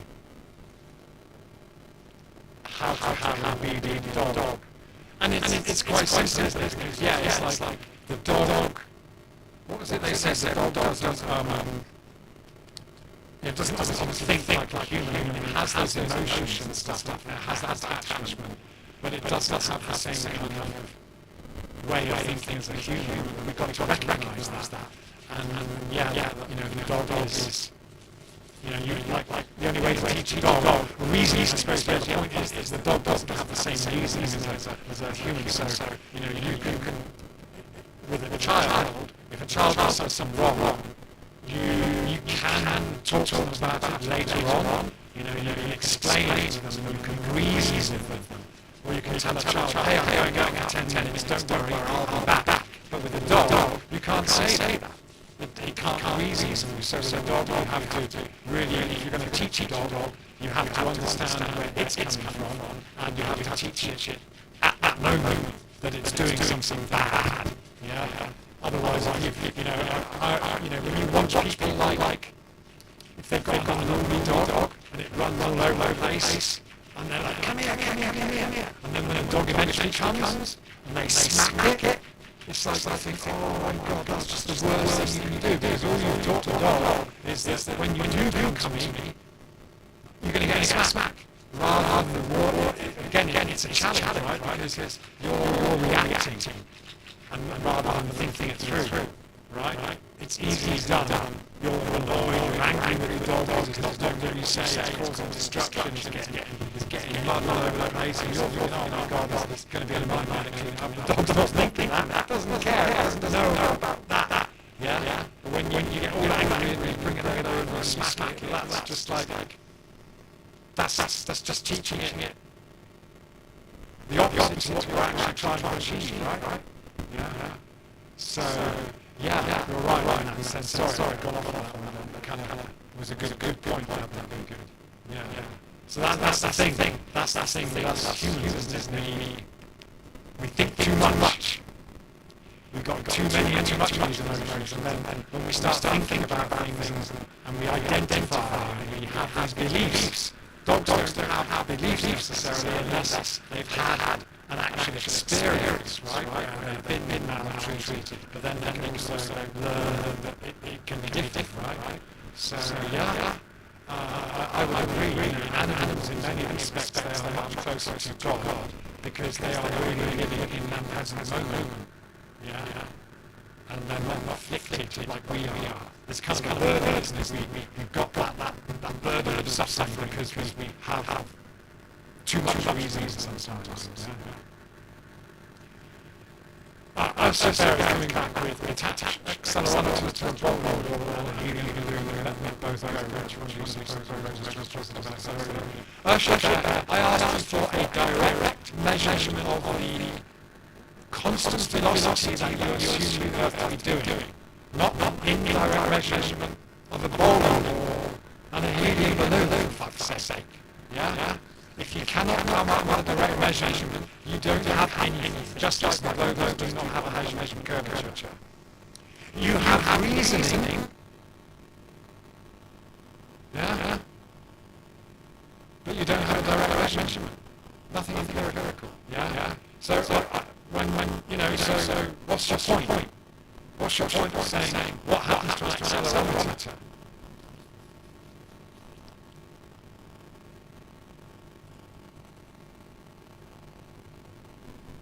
Okay, yes, here we are. Again, it's a good point. I know a lot of people who are Christians that also believe God created both. Well, yeah, because again, it's a belief, it's a layer belief, right? It's the globe and the heliocentric model is passed off as science fact. Yeah. Aside from religion, and of course, yeah, there are many Christians that there are Christians that believe flat Earth, and they believe certain things about the Bible that say, but you know, again, they often go into this realm of not being able to prove it's faith. It's kind of okay. Yes, I'll take this flat Earth reality and I'll apply it to that belief, and I'll apply it to Scripture. Yeah. I mean, the globe is pervasive in that respect, because it is part of science. And for the most part, people don't question it. Yeah. But again, so if you speak to this one particular Christian person, or a group of Christians, they are each going to have different beliefs about that. Like you ask them, how should I discipline my child when he or she is caught smoking underage, or what should I, you could argue about whether they should. There's a whole bunch of things that you could argue about within that Christian belief, that each person that has that same Christian faith will still have disagreements about on specific topics, right? But again, this whole thing about with the globe is that everyone's assuming that it's a foregone conclusion because of everything that's been said about it. So, but it's not. It's not a foregone conclusion. So yeah.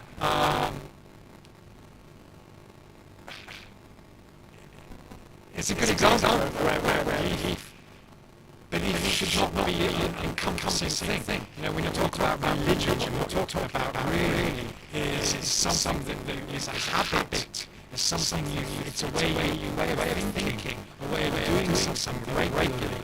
Yeah. So, religious belief is like an unwavering thought pattern. It's like we can go beyond that, and you can still, we still understand the importance of being good to each other, and how destructive things can be. Yeah, and there are many things that are good as Christian values, just like other values in other religions. Yeah, but when it comes to making claims about things you don't actually know, then you just got to be honest. Yeah.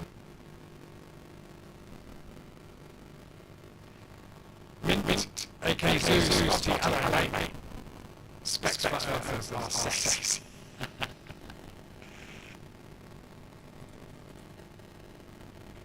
Check my sound. Oh yeah, it's going on.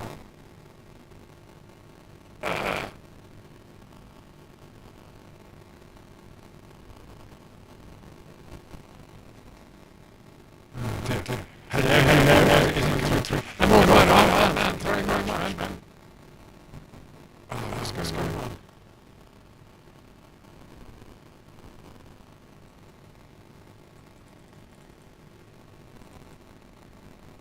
Huh?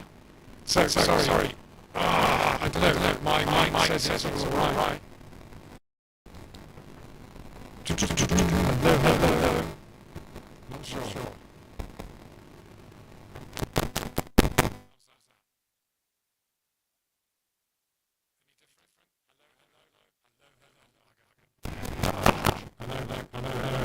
How's that? How's that coming through now? Oh, chill. Okay, Chester, thank you very much. Thank you very much, man. £5 super chat.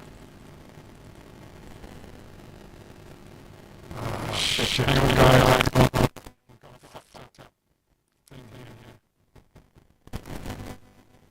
How's that? Is that better? Any better?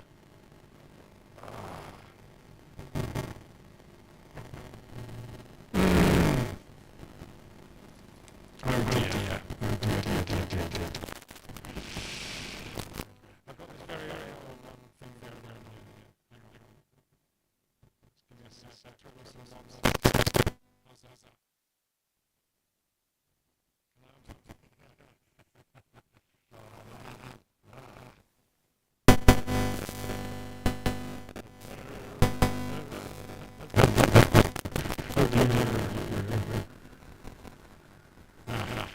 How's that? How's that?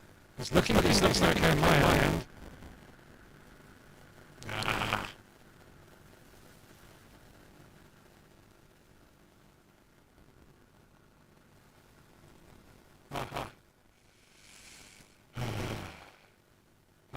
Is that any better? Any better or not?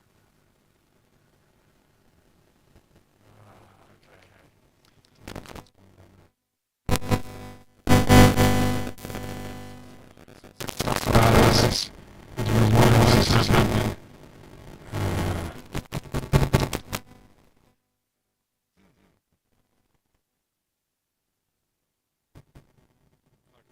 Okay, I'll get the mic.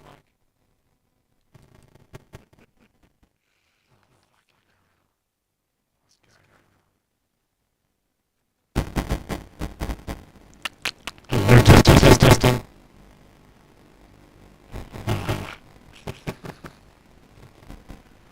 Okay. Alright, stop. Stop. And restart.